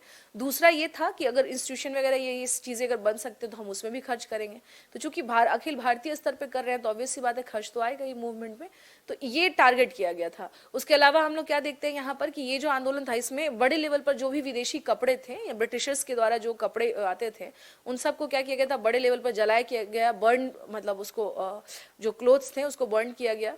उसके बाद हम क्या देखते हैं कि शिक्षा का बहिष्कार भी था इसमें बड़े लेवल पर। तो बंगाल में शिक्षा का बहिष्कार स्पेशली क्या रहा, काफी ज्यादा सक्सेसफुल रहा। लिख लिया आप लोगों ने ये? हाँ जी, लिख लिया। और यहीं पे गांधी जी ने क्या किया था, धोती अपना लिया था for life time. Life time के लिए उन्होंने क्या किया था, धोती का इस्तेमाल किया। हाँ, लाइफ टाइम क्या किया था इन्होंने, धोती का इस्तेमाल किया। ये चीज थोड़ा सा ध्यान रखिएगा कि धोती का इस्तेमाल गांधी जी ने क्यों किया था, क्योंकि किसी ने कहा था कि खादी, जो आज भी आप देखिएगा खादी क्या होता है, काफी ज्यादा महंगा होता है आज भी। यानी अगर हम बात करें अभी की, तो अभी भी देखिएगा क्या कि खादी क्या होता है, काफी ज्यादा महंगा होता है। ठीक है ना। क्या किए थे, क्या चीज, क्या कह रहे हैं? हाँ हाँ, तो बता तो रहे हैं हम आपसे कि गांधी जी ने फिर कभी भी फॉर्मल ड्रेस में फिर वो नहीं दिखे, आजीवन लाइफ टाइम वो फिर धोती में रह गया। वही तो कह रहे, किसी ने कहा था। इनफैक्ट आज भी खादी देखिएगा महंगा होता है। चलिए यहाँ से बढ़े आगे हम लोग यहाँ पर। अब देखिए था क्या, इसी बीच में एक घटना घटती है, ठीक है ना, क्योंकि गांधी जी, चौरी चौरा की घटना, चौरी चौरा, चौरी चौरा है या चौरा चौरी है? हाँ जी, जरा बताएंगे आप सब। चौरी चौरा है ना, चौरा चौरी नहीं ना है। चौरी चौरा,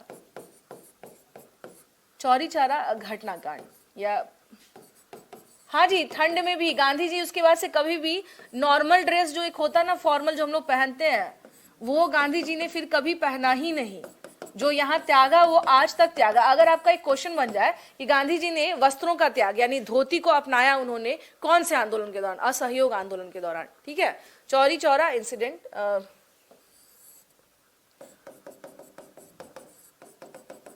देखिए चौरी चौरा की बात करें तो गांधी जी हमेशा ध्यान रखिएगा कि वो कभी भी हिंसा नहीं चाहते थे। यानी ठंड लग रही, ठंड लग इनको गांधी जी को ठंडी ठंड का चिंता हो रहा है कि मैम गांधी तो भाई शॉल ओढ़ सकते थे ना, उसमें क्या दिक्कत थी? हाँ जी, उसमें क्या दिक्कत थी? एक बात बताइए, गांधी जी क्या शॉल नहीं ओढ़ सकते थे? हाँ बताइए, क्या गांधी जी शॉल नहीं ओढ़ सकते थे? उनको समस्या थी क्या? देखिए चौरी चौरा घटनाक्रम अगर बात करें कहाँ पर हुआ था ये, तो चौरी चौरा जो है अभी के टाइम पे ये कहाँ पर है? गोरखपुर में। ठीक है ना, गोरखपुर में है। गोरखपुर के पास में ही चौरा चौरी है, ये चौरी चौरा जगह है। कब हुआ था ये? 5 फरवरी को, 5 फरवरी को ये घटना हुई थी। इसमें हुआ क्या था कि जो उग्र भीड़ थी, ठीक है ना, उग्र भीड़ के द्वारा, उग्र भीड़ के द्वारा थाने में, थाने में आग लगा दी गई थी। आग लगा दी गई थी, उग्र भीड़ के द्वारा आग लगा दी गई थी। ठीक है ना, जिसमें क्या हुआ था कि वहां पे जो सिपाही थे और जो वहां पे इंस्पेक्टर थे, इन सब की क्या हो जाती है? मृत्यु हो जाती है। तो बेसिकली ये जो थाने में आग लगी तो उसमें क्या थे? ये जो लोग थे जिनकी हत्या हुई है ना, जिनकी हत्या हुई वो क्या थे? ब्रिटिश सेवा में थे वो लोग। जिनकी हत्या हुई वो क्या थे? ब्रिटिश अधिकारी ही हुए, ब्रिटिश सेवा में थे, यानी ब्रिटिश सेवा में कार्यरत थे, में कार्यरत थे, में कार्यरत थे। ठीक है ना, तो हम लोग क्या देख रहे हैं? देखिए उग्र भीड़ के द्वारा। एक चीज बताइए, ये आपको नहीं लग रहा है कि it's kind of mob lynching? हाँ जी, ये आपको नहीं लग रहा है उग्र भीड़ के द्वारा अगर किसी को मार दिया जाता है तो उसको क्या कहा जाता है? बताइए। कहते हैं ना, हम लोग आज सुन रहे हैं ये टर्मोलॉजी। इसको बहुत सारे ऐसे हिस्टोरियंस है, मैं आपको बता रही हूँ। देखिए जैसे डीयू वगैरह में, दिल्ली विश्वविद्यालय या जो भी रिसर्च वगैरह, तो उनका कहना है कि एक तरह से जो गुस्साई हुई भीड़ अगर इस तरह का कोई एंगर यानी एंगर मॉब जो होता है, अगर किसी की लिंचिंग कर दे या मार दे या जला दे, तो that incident is also called mob lynching. उसको मॉब लिंचिंग ही कहते हैं। तो ये जो घटना थी ना, वो अलग बात है कि हम लोग अगर पर्सपेक्टिव यानी भारतीय पर्सपेक्टिव में देखें, चूंकि आंदोलन चल रहा था और ब्रिटिशर्स जो थे उनसे कोई भी खुश नहीं था। इनकी पॉलिसी ऐसी होती थी कि भारतीय जो थे वो कहीं ना कहीं एक टाइम पे रियलाइज हो जाता था कि ये हमारे अगेंस्ट ही सारा काम कर रहे हैं।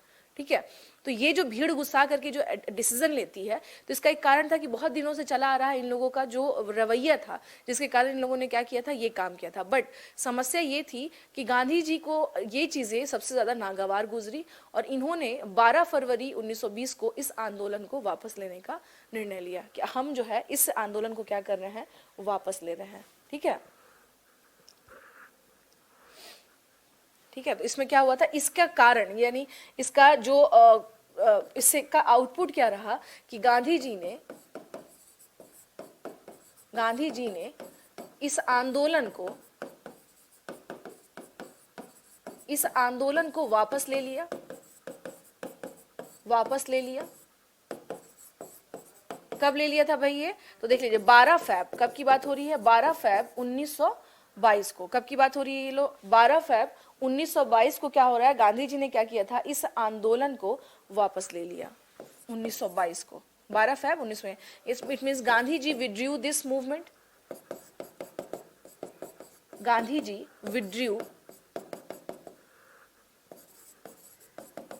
Withdrew this movement.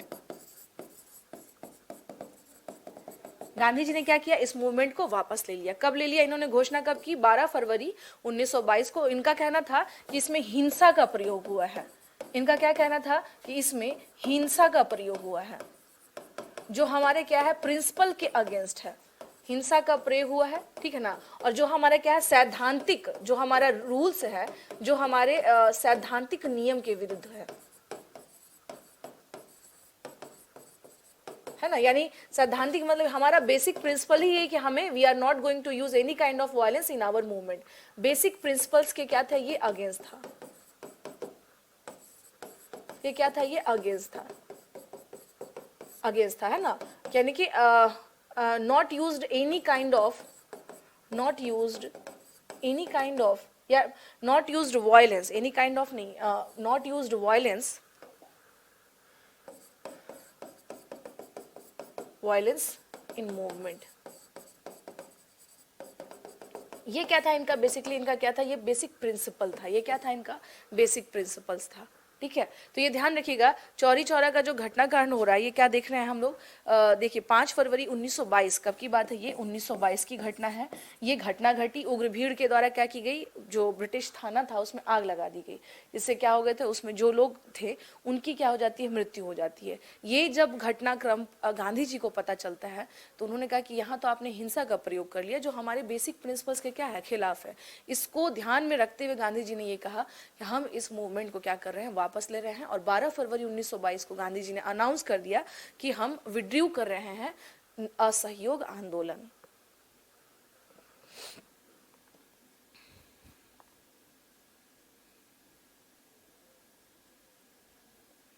हाँ जी, लिख लिया ये?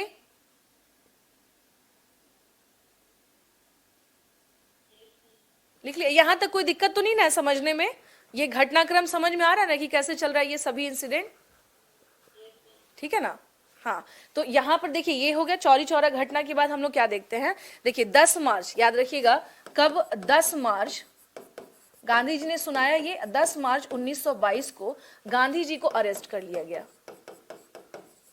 तो गांधी जी की गिरफ्तारी हो गई। गिरफ्तारी हो गई, गिरफ्तारी इन द सेंस कि he was arrested by Britishers. It means he was arrested by Britishers. He was arrested by Britishers. By Britishers, ठीक है ना। गांधी जी को अरेस्ट किया गया और इन्हें 6 साल, क्वेश्चन हो सकता है आपका आ जाए, इन्हें 6 वर्ष की क्या हुई थी? सजा सुनाई गई थी। इन्हें 6 वर्ष की सजा सुनाई गई थी, की सजा सुनाई गई थी। यानी कि इनको क्या हुआ था? 6 ईयर का क्या हुआ था इन्हें? पनिशमेंट, यानी कि जो जेल में इनको 6 ईयर का क्या मिला था? इनको सजा मिली थी। 10 मार्च 1922 को गांधी जी गिरफ्तार हो गए। अब एक बात बताइए, गांधी जी ने एक तो असहयोग आंदोलन वापस ले लिया, ठीक है, ऊपर से गांधी जी अरेस्ट भी हो गए, तो आपको नहीं लगता कि एक वैक्यूम वाली स्थिति पैदा हो गई, शून्यता वाली स्थिति पैदा हो गई? नहीं लगता है कि जो मान लीजिए मूवमेंट चल रहा हो, ठीक है ना, और मूवमेंट चल रहा हो और गांधी जी जो मेन लीडर थे वो भी अरेस्ट हो गए, मूवमेंट भी रुक गया, तो एक वैक्यूम वाली स्थिति नहीं लग रही है आप लोगों को? शून्यता वाली स्थिति पैदा होगी या नहीं होगी? हाँ जी, नहीं पैदा होगी सोनी। कैसे नहीं पैदा हो जाएगी? जब गांधी जी ही मेन लीडर चले गए, है ना भावना, मेन लीडर चले गए, मूवमेंट रुक गया है, गांधी जी अरेस्ट हो गए हैं, तो सबको लगेगा ना कि भाई हमारा जो मूवमेंट है वो रुक चुका है, तो कुछ तो करना होगा ना जिससे कुछ अलग लगे। तो इसकी परिणति कहां पर होती है? ध्यान से सुनिएगा, इसकी परिणति होती है 1922 के गया अधिवेशन में, ठीक है ना, गया अधिवेशन में। इसकी परिणति कहां हो रही है? 1922 के गया कन्वेंशन में। कहां पर? गया अधिवेशन में। क्या था ये भी बता देती हूं मैं, गया अधिवेशन में, ठीक है ना, गया कन्वेंशन, गया कन्वेंशन में। इसमें था क्या, इसमें प्रोपोजल दिया गया, ठीक है ना, एक प्रस्ताव दिया गया, एक प्रस्ताव दिया गया कि क्यों ना हम लोग इलेक्शन लड़े, ठीक है ना।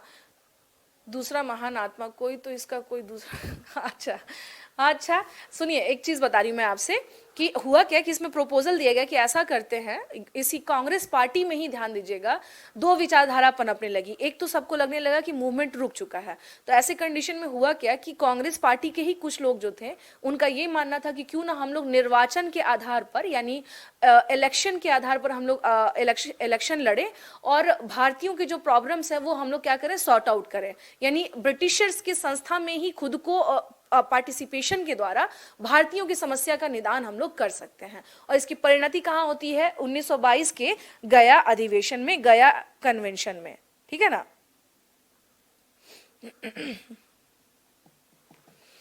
इसमें था क्या, प्रस्ताव क्या रखा गया था, इसमें देखिए C.R. दास, ठीक है ना, C.R. दास के द्वारा विधान परिषद में, परिषद में कैसे लीजिए कि निर्वाचन, मतलब इसमें ये प्रपोजल रखा गया था कि विधान परिषद में प्रवेश का प्रस्ताव रखा गया। विधान परिषद में क्या किया गया, प्रवेश का प्रस्ताव रखा गया। तो देखिए था क्या कि इसमें जो कांग्रेस का जो एक तबका था, यानी कांग्रेस पार्टी का, कांग्रेस का एक तबका, यानी एक जो वर्ग था का एक वर्ग इसके लिए तैयार नहीं था।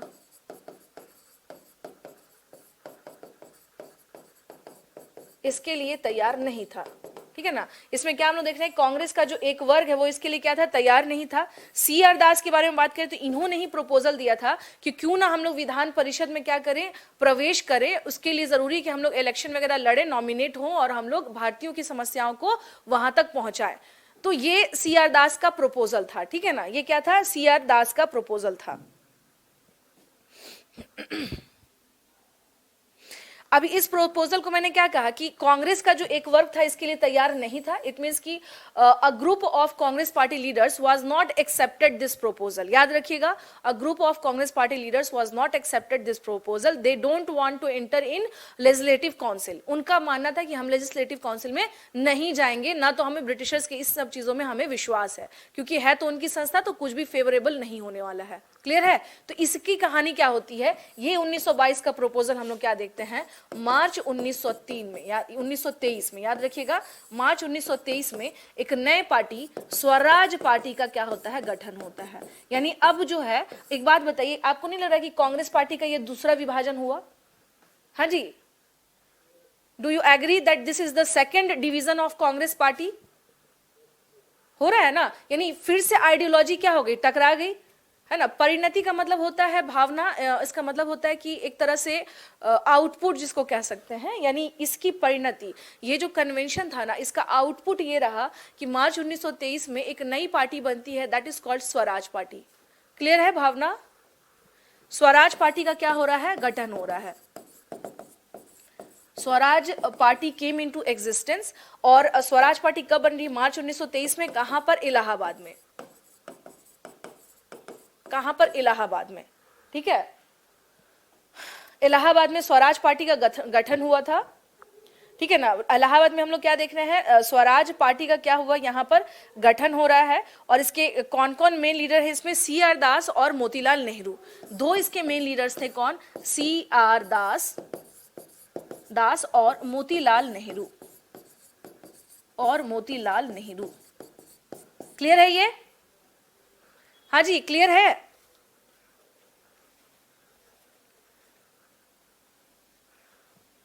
ठीक है ना, इस तरह से समझिएगा कि यहाँ जो वैक्यूम हुआ, जो स्थिति यहाँ शून्यता वाली आई, तो इसके बाद कांग्रेस पार्टी के ही कुछ लोग का मानना था कि हमें लेजिस्लेटिव काउंसिल में पहुंचना चाहिए। ठीक है, लेजिस्लेटिव काउंसिल में पहुंचेंगे तो हम लोग क्या कर सकते हैं, भारतीयों की समस्याओं का निदान कर सकते हैं, उस बात को वहां तक पहुंचा सकते हैं। लेकिन हम लोग क्या देखते हैं कि कांग्रेस का जो एक तबका जो था, वो उनका मानना था कि नहीं, ये सही नहीं है, दिस नॉट गुड।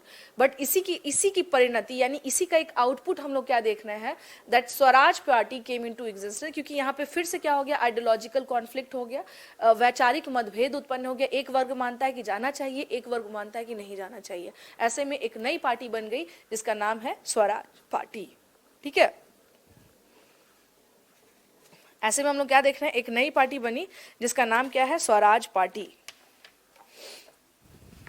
मीन्स मतलब ये था कि जो सी आर दास है और मोतीलाल नेहरू, इनका मानना था कि हम सड़क से सांसद तक क्या करेंगे, असहयोग आंदोलन को ले जाएंगे।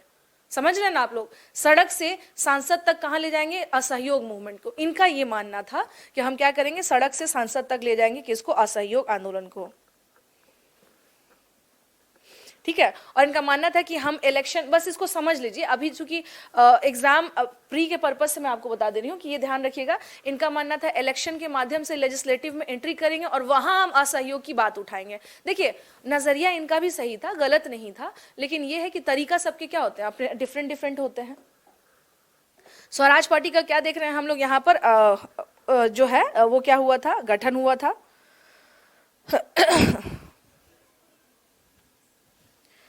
अच्छा एक चीज और है, जो स्वराज पार्टी जो बनी, ठीक है ना, स्वराज पार्टी जो बनी, स्वराज पार्टी के अगेंस्ट में कौन थे, स्वराज, चूंकि क्या था इस टाइम पे गांधी जी थे नहीं, तो स्वराज पार्टी के,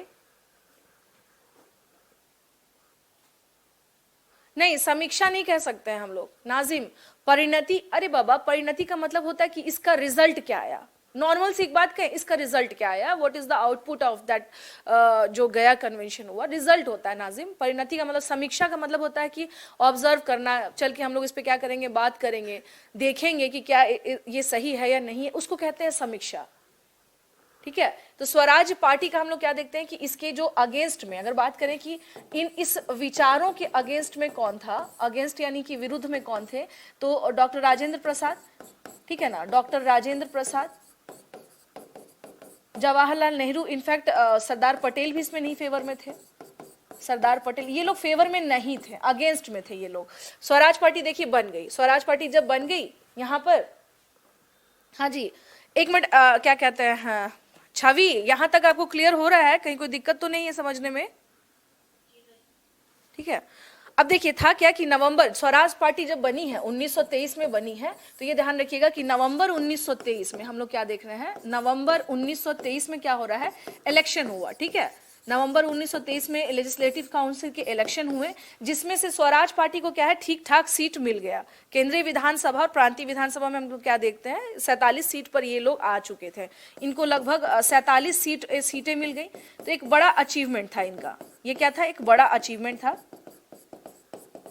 ये क्या था, एक बड़ा अचीवमेंट था इनका, स्वराज पार्टी का। 1923 के नवंबर में जो इलेक्शंस हुए उसमें इनका हम लोग क्या देख रहे हैं, 101 सीटें थी, याद रखिएगा 101 सीटें थी, जिसमें से 47 सीट क्या होता है, इन्हें मिलता है, स्वराज पार्टी को या स्वराजियों को, इनको स्वराजी भी कहा जाता है, इन्हें इतने सीट मिल जाते हैं, ठीक है।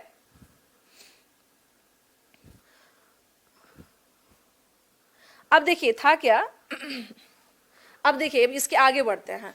अब हुआ क्या कहानी कि 5 फरवरी, याद रखिएगा 5 फरवरी 1924 को गांधी जी को कितने साल की सजा हुई थी, कितने साल की सजा हुई थी, ठीक है ना। तो लेकिन हुआ क्या कि गांधी जी को खराब स्वास्थ्य के कारण, यानी इनका हेल्थ क्या हो गया था, खराब हो गया था, तो खराब स्वास्थ्य के कारण को क्या किया गया, रिलीज कर दिया गया, इन्हें क्या किया गया, रिलीज कर दिया गया, गांधी जी को क्या किया गया, रिलीज कर दिया गया कि भाई इनकी तबीयत सही नहीं है, तो इनको क्या करो, आप जेल से निकाल दो। 5 फरवरी 1924 को गांधी जी बाहर निकलते हैं। जब गांधी जी बाहर निकले तो एक बात बताइए, गांधी जी ने स्वराज पार्टी का समर्थन किया था या अगेंस्ट गए थे, ये बता सकते हैं आप सब, कैसे अगेंस्ट हो जाएंगे, एक बहुत बड़ा पैक्ट हुआ था, सुन लीजिए, हाँ जी गांधी दास पैक्ट हुआ था, सुनिए ध्यान से, गांधी और दास यानी वही सी आर दास हैं, ये पैक्ट हुआ है एक प्रॉपर, गांधी दास समझौता 1924 में हो रहा है, गांधी दास समझौता 1924 में हुआ है ये, ठीक है। और था कि अब एक बात बताइए, गांधी और सी आर दास के बीच में क्या हुआ, ये समझौता हुआ। समझौता में ये हुआ, गांधी जी ने कहा कि हमारा जो भी मूवमेंट चलेगा उसमें हम स्वराज पार्टी जो है उनके जो उनके थीम्स है हम उनको सपोर्ट करेंगे, और स्वराज पार्टी वालों ने ये कहा कि हम गांधी जी के जो पर्पस है, जैसे चरखा से सूत काटना या फिर जितना हो सके स्वदेशी इन सबको अपनाना, तो इसका हम लोग सपोर्ट करेंगे। तो हुआ ना ये गांधी दास समझौता, तो अगेंस्ट हुए कि सपोर्ट में हुए,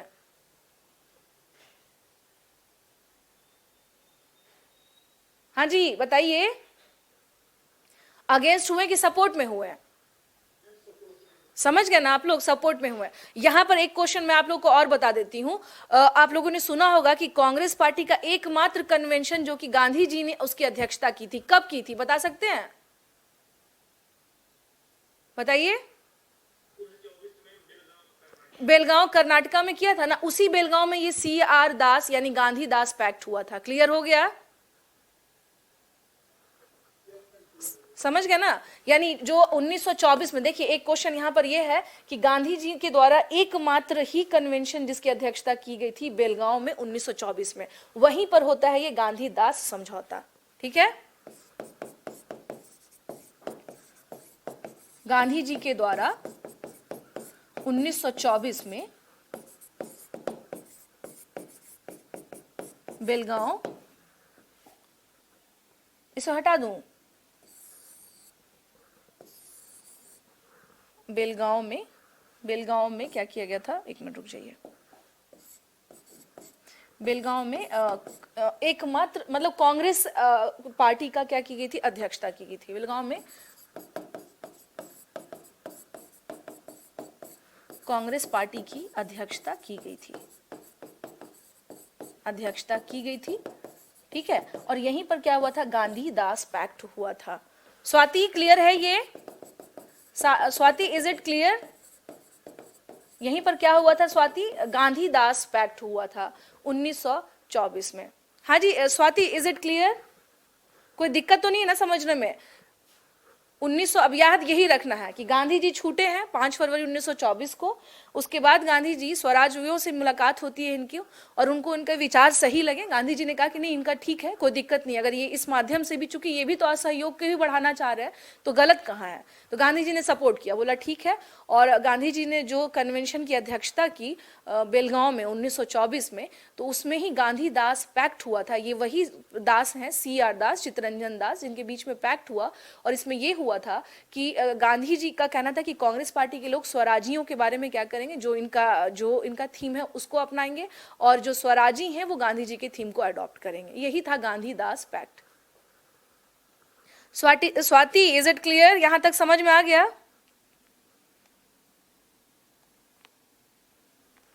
ठीक है, तो यही था कि आपका स्वराज पार्टी से संबंधित क्या था, यही यहां पर।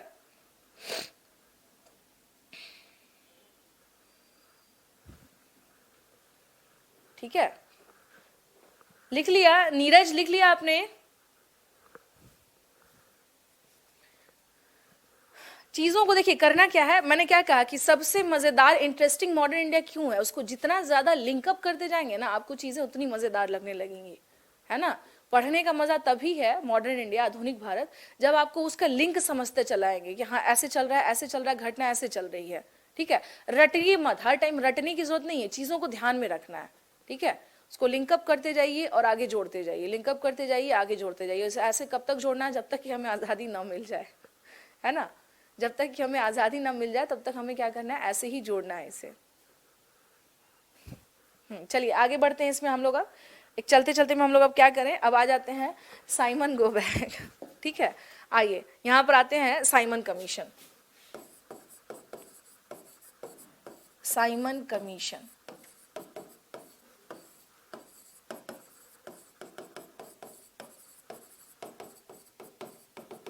क्या है ये, साइमन कमीशन। ठीक है, अब देखिए साइमन कमीशन के बारे में बात करें तो 1919 का मॉन्टेग्यू चेम्सफोर्ड रिपोर्ट जो था, यहाँ पर कुछ चीजें समझा देती हूँ। ये कैसे भूमिका, यानी कि इसका बैकग्राउंड क्या था बनने का, what was the background,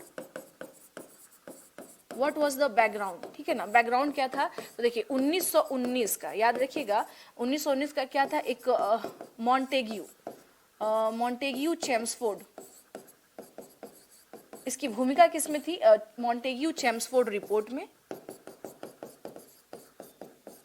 Montagu Chelmsford report में, चेम्सफोर्ड रिपोर्ट में।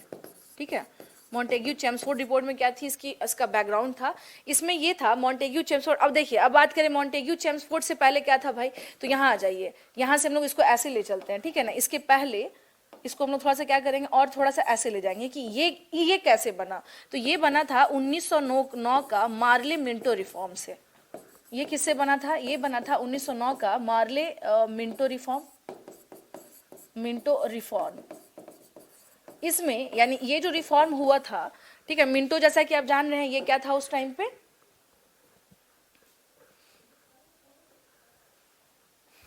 मैंने क्या क्या कि ये लोग नहीं चाहते थे इलेक्शंस। भावना, जो आपका क्वेश्चन है ना कि मैम राजेंद्र प्रसाद, सरदार पटेल और नेहरू, जवाहरलाल नेहरू भी इनफैक्ट मतलब इनके फेवर में नहीं थे। इनका मानना था कि इलेक्शन लड़के कोई फायदा नहीं होने वाला है, क्योंकि इनकी ही अंग्रेजों की ही चलेगी लेजिस्लेटिव काउंसिल में, हमारी नहीं चलेगी। भावना, दैट्स वाई ये लोग विरोध कर रहे थे। ठीक है, जैसे मान लीजिए आपको पता ही चल जाए कि पूरा का पूरा सिस्टम ही इनका है, तो फिर एक सिस्टम में फेथ होगा क्या? बताइए भावना, अगर पता चल जाए कि पूरा का पूरा सिस्टम इनका है तो उस सिस्टम में फेथ होगा क्या? नहीं होगा ना। बस वही बात है कि कांग्रेसियों को फेथ नहीं होता था ब्रिटिशर्स की चीजों पे, कि इन पे फेथ नहीं किया जा सकता है। यहां आ जाइए 1909 के मॉर्ले मिंटो रिफॉर्म में। भावना क्लियर है आपको? है ना, सिस्टम में फेथ नहीं था भावना। इनको लगता था कि कुछ भी कर लो, ये करेंगे अपना ही, हम लाख जीत भी लेंगे लेकिन हम पपेट रहेंगे, हमारा कुछ नहीं होने जाने को है, ना तो हमारी बात सुनी जाएगी। क्लियर है भावना? हाँ जी भावना, इज इट क्लियर? ठीक है, तो इस तरह से समझिएगा कि उस सिस्टम में फेथ नहीं था। ठीक है, तो अब आ जाइए 1909 में मॉर्ले मिंटो रिफॉर्म के बारे में बात करें तो देखिए है क्या कि ये एक रिफॉर्म आया था। इसमें ये था कि मुसलमानों के लिए पहली बार जो भारत का डिवीजन हुआ ना, उसके असल जो बीज थे वो इसी में छुपे हुए थे। मुसलमानों के लिए पृथक प्रांत की बात की गई थी, पृथक प्रांत की बात की गई थी, इसमें की बात की गई थी। ठीक है ना, सेपरेट प्रोविंस फॉर मुस्लिम्स, इसमें बात की गई थी किसके लिए? Separate province for Muslims. Muslims के लिए क्या की गई थी? सेपरेट प्रोविंस की बात की गई थी। 1909 में ये चीजें आई थी। 1919 का जो मॉन्टेग्यू चेम्सफोर्ड रिफॉर्म रिपोर्ट आया, इसमें यह था कि मुसलमानों के साथ साथ 2-3 कम्युनिटी को और जोड़ा गया। जैसे इसमें क्या किया गया कि इसमें दलितों के लिए, ठीक है ना, इसमें दलितों के लिए और सिख के लिए, जो सिख होते हैं उनके लिए, ठीक है ना, सिखों के लिए पृथक प्रांत की बात की गई। अब एक बात हमको बताइए, पृथक प्रांत यानी फॉर दलित्स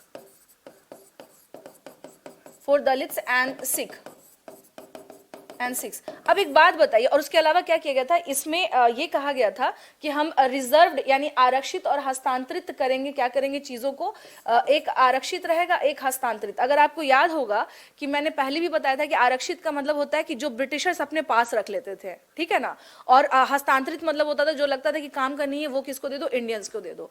तो आरक्षित, इसमें 1919 के अधिनियम में आरक्षित और हस्तांतरित इन दो विषयों में क्या किया गया? इसे बांट दिया गया।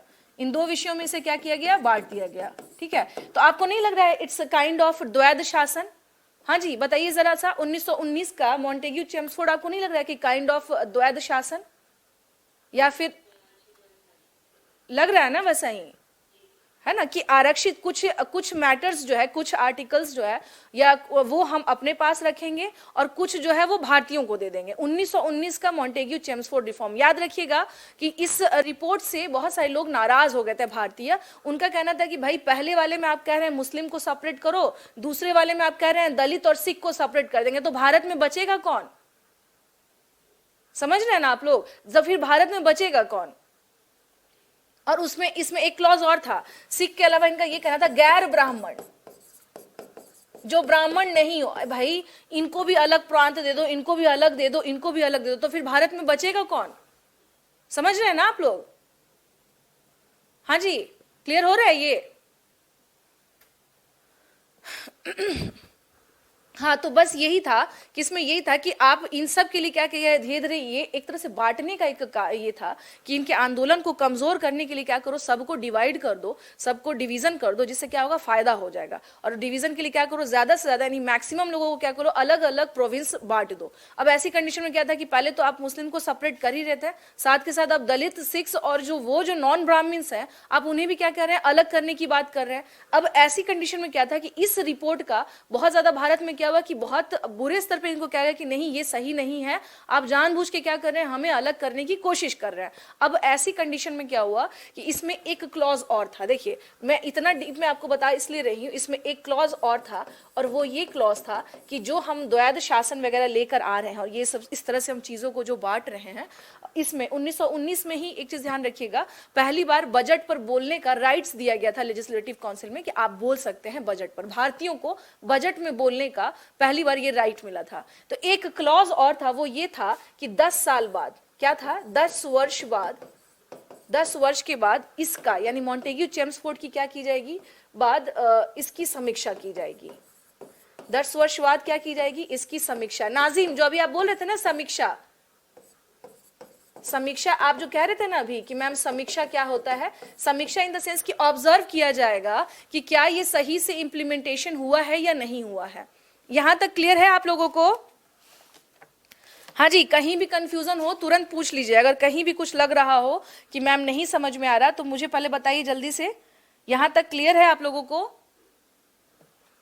साइमन कमीशन के पीछे का मैं आपको बता रही हूं कि कारण क्या था। पहले ये बना, ठीक है ना, 1909 का मॉर्लेमेंटो रिफॉर्म, उसके बाद बनता है मॉन्टेग्यू। इसमें मैंने बता ही दिया क्या क्लॉज थे, मॉन्टेग्यू में क्या क्लॉज थे मैंने ये भी बता दिया, और उसी में एक क्लॉज ये भी था कि आफ्टर 10 ईयर्स एक समिति बनाएंगे जो क्या करेगा, इसका जांच करेगा कि इंप्लीमेंटेशन जो बातें की गई हैं वो सही से हुआ है या नहीं हुआ है। तो था क्या कि भारत में इतने बड़े स्तर पर आंदोलन और मूवमेंट शुरू हो चुका था कि इन्हें क्या करना पड़ा, 10 वर्ष से पहले ही इन लोगों ने क्या किया, अगर अकॉर्डिंग टू इसके देखें तो 1929 में बनना चाहिए था साइमन कमीशन। हाँ जी, होना चाहिए था ना। अगर हम लोग इस हिसाब से देखें तो साइमन कमीशन 1929 में बनना चाहिए था, लेकिन था क्या कि अंग्रेजों के अंदर इतना डर हो गया कि 1927 में ही क्या किया गया कि जो समीक्षा करने के लिए जो बननी थी जो एक कमेटी, उसका गठन इन्होंने 1927 में ही कर दिया, ठीक है ना। तो साइमन कमीशन का गठन कब किया गया, 1927 में। कब कर दिया गया, 1927 में किया गया, 27 में ही क्या किया गया यहां पर, ठीक है ना। साइमन कमीशन क्या किया गया, 1927 में किया गया गठन। 7 फरवरी 1928 को यह कमीशन भारत पहुंचा। 7 फरवरी 1928 को यह कमीशन भारत पहुंचा। कहां पहुंचा, ये भारत पहुंचा। अब था क्या, इसमें ये था कि भाई ये जो कमीशन होगी ये क्या करेगी, भारतीयों की समस्याओं को देखेगी। पर प्रॉब्लम क्या था इस कमीशन में कि इस कमीशन के सभी सदस्य अंग्रेज थे। इस कमीशन के सभी सदस्य क्या थे, अंग्रेज थे, ब्रिटिशर्स थे। भाई प्रॉब्लम हमारी है, आप उसका ऑब्जर्वेशन करने आए हैं, लेकिन है क्या कि आपके सारे मेंबर्स क्या हैं, ब्रिटिशर्स हैं। आपके सारे मेंबर क्या हैं, ब्रिटिशर्स हैं, ठीक है, ब्रिटिशर्स हैं। तो इसी बात को लेकर के इसे ये भी कहा गया, इसे व्हाइट मैन कमीशन भी कहा गया। इसे क्या कहा गया, इसे व्हाइट मैन कमीशन भी कहा गया। यानी इसे कहा गया कि श्वेत आयोग है ये। कौन सा आयोग है भाई, व्हाइट मैन कमीशन है ये श्वेत आयोग है। इसमें एक भी भारतीय नहीं है, भारतीयों की समस्याओं को समझने के लिए बनाया गया है, लेकिन इसमें एक भी भारतीयों का नहीं होना ही इस कमीशन के विरोध का कारण बना। क्लियर है ये, इस आयोग के विरोध का कारण बना कि भाई समस्या हमारी है, ब्रिटिशर्स कैसे समझेंगे, कि विरोध का कारण बना। यही कारण था कि इस साइमन कमीशन का जो है बहुत बड़े स्तर पर क्या हुआ, विरोध हुआ। और जहां जहां भी ये कमीशन गया था उसके लिए क्या नारे दिए गए थे, Simon go back, Simon go back के नारे दिए गए थे। क्या किए गए थे, साइमन गो बैक के नारे दिए गए थे, ठीक है।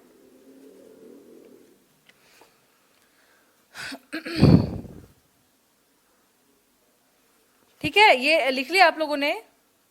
साइमन गो बैक के नारे किस में दिए गए थे? इसी में दिए गए थे। साइमन वापस जाओ का नारा इसी में दिया गया था। ठीक है, और इसमें लाला लाजपत राय का आपने सुना होगा कि वहां पर पंजाब में जब विरोध हो रहा था तो एक बड़े लीडर की इनमें क्या हो जाती है, मृत्यु हो जाती है, हत्या कर दी गई थी। उन्हें चोट इतनी ज्यादा तेज आई थी जिसकी वजह से क्या हो जाती है, उनकी डेथ हो जाती है। तो लाला लाजपत राय की मृत्यु इस साइमन कमीशन के विरोध के समय ही क्या हो जाती है, हो जाती है। यानी इस आयोग के विरोध आंदोलन के दौरान, इस आयोग के विरोध आंदोलन के दौरान, विरोध के समय क्या होता है, लाला लाजपत राय की मृत्यु हो जाती है। मीन्स उन्हें चोट ज्यादा लगी थी अत्यधिक रक्तस्राव के कारण, यानी एक्सेसिव जो ब्लीडिंग हुआ जिसकी वजह से क्या हो जाता है, लाला लाजपत राय की मृत्यु हो जाती है। लाला लाजपत राय की मृत्यु हो गई थी। ठीक है ना, इससे क्या हुआ था, लाला लाजपत राय वॉज डाइड, उनकी मृत्यु। एक बहुत बड़े लीडर जो थे लाला लाजपत राय, लाल बाल और पाल मैंने बताया भी था। तो लाला लाजपत राय की क्या हो गई थी, इसमें मृत्यु हो गई थी। याद रखिएगा ये कि साइमन कमीशन के विरोध के दौरान अगर बात किया जाए कि कौन से ऐसे बड़े लीडर की मृत्यु हो गई थी, तो लाला लाजपत के राय जो थे उन, अच्छा सब घटनाएं एक दूसरे से जुड़ी हुई है। सुनिए, लाला लाजपत राय जब ये लोग वहां पर पंजाब में विरोध कर रहे थे तो जो उस टाइम पर वहां का जो सुपरिटेंडेंट था, सुपरिटेंडेंट ऑफ पुलिस, उसका नाम था सॉन्डर्स। नाम सुना है सॉन्डर्स आप लोगों ने? सुना है ना? ये वही सॉन्डर्स है, याद आ रहा होगा आप लोगों को। हाँ, ये वही सॉन्डर्स है जिसमें जिसकी क्या कहते हैं, सॉन्डर्स हत्याकांड में भगत सिंह लोग इन्वॉल्व थे। याद आ रहा है? सुना भी होगा आप लोगों ने। ये वही सॉन्डर्स है, क्योंकि पंजाब में मतलब उनको शेरे, लाला लाजपत राय को एक चीज और है, शेरे पंजाब के नाम से यही जाने जाते हैं, शेरे पंजाब। ठीक है ना, शेरे पंजाब अगर कभी आ जाए कि शेरे पंजाब के नाम से कौन जाने जाते हैं, तो लाला लाजपत राय। ठीक है, तो लाला लाजपत राय का हम लोग क्या देखते हैं, टाइम हो गया क्या, 5 मिनट हो गई है? ठीक है, क्या हो रहा है, हाँ हाँ, तो ये चीज बस ध्यान रखिएगा कि लाला लाजपत राय जो है उनकी मृत्यु हो जाती है इस मूवमेंट के दौरान, जब बहुत बड़े लेवल पे क्या हो रहा था, यहाँ पर आंदोलन चल रहा था और विरोध के दौरान लाला लाजपत राय की मृत्यु हो जाती है। तो ये चीज थोड़ा सा क्या करना है, ध्यान रखिएगा कि साइमन कमीशन जो था इसका बड़े लेवल पर विरोध हुआ था। और एक चीज और है, साइमन कमीशन जो 1927 में ये जो कमीशन बनी थी, ये जो रिपोर्ट आया था, तो इन लोगों ने चुनौती दी थी भारतीयों को कि ठीक है, अगर आपको हमारा कमीशन नहीं पसंद में आ रहा है या फिर अगर ऐसा लग रहा है तो आप क्या कर सकते हैं, आपको भी हम छूट दे रहे हैं, अगर आप इस चैलेंज को एक्सेप्ट कर सकते हैं तो करिए, आप अपनी तरफ से भी कुछ बना सकते हैं। तो नेहरू रिपोर्ट का नाम सुना होगा आप लोगों ने। नेहरू रिपोर्ट जो है वो इसी में आया था कि किस प्रकार से भारतीयों के लिए होना चाहिए फेवरेबल चीजें, तो बनी थी। बाकी चीजें कल हम लोग the rest things will discuss in next class. कल मिलते हैं फिर हम लोग आपसे। और हाँ, एक चीज ध्यान रखिएगा, कल आप लोगों की जो है मोस्ट प्रोबेबली कल लास्ट क्लास ही रहेगी, क्योंकि मॉडर्न इंडिया लगभग क्या है, अब हम लोग 30 के आसपास आ ही चुके हैं। कल अंतिम क्लास होनी चाहिए कल। ठीक है, चलिए, ओके जी, धन्यवाद, अपना ध्यान रखिए। गुड आफ्टरनून जी, गुड आफ्टरनून।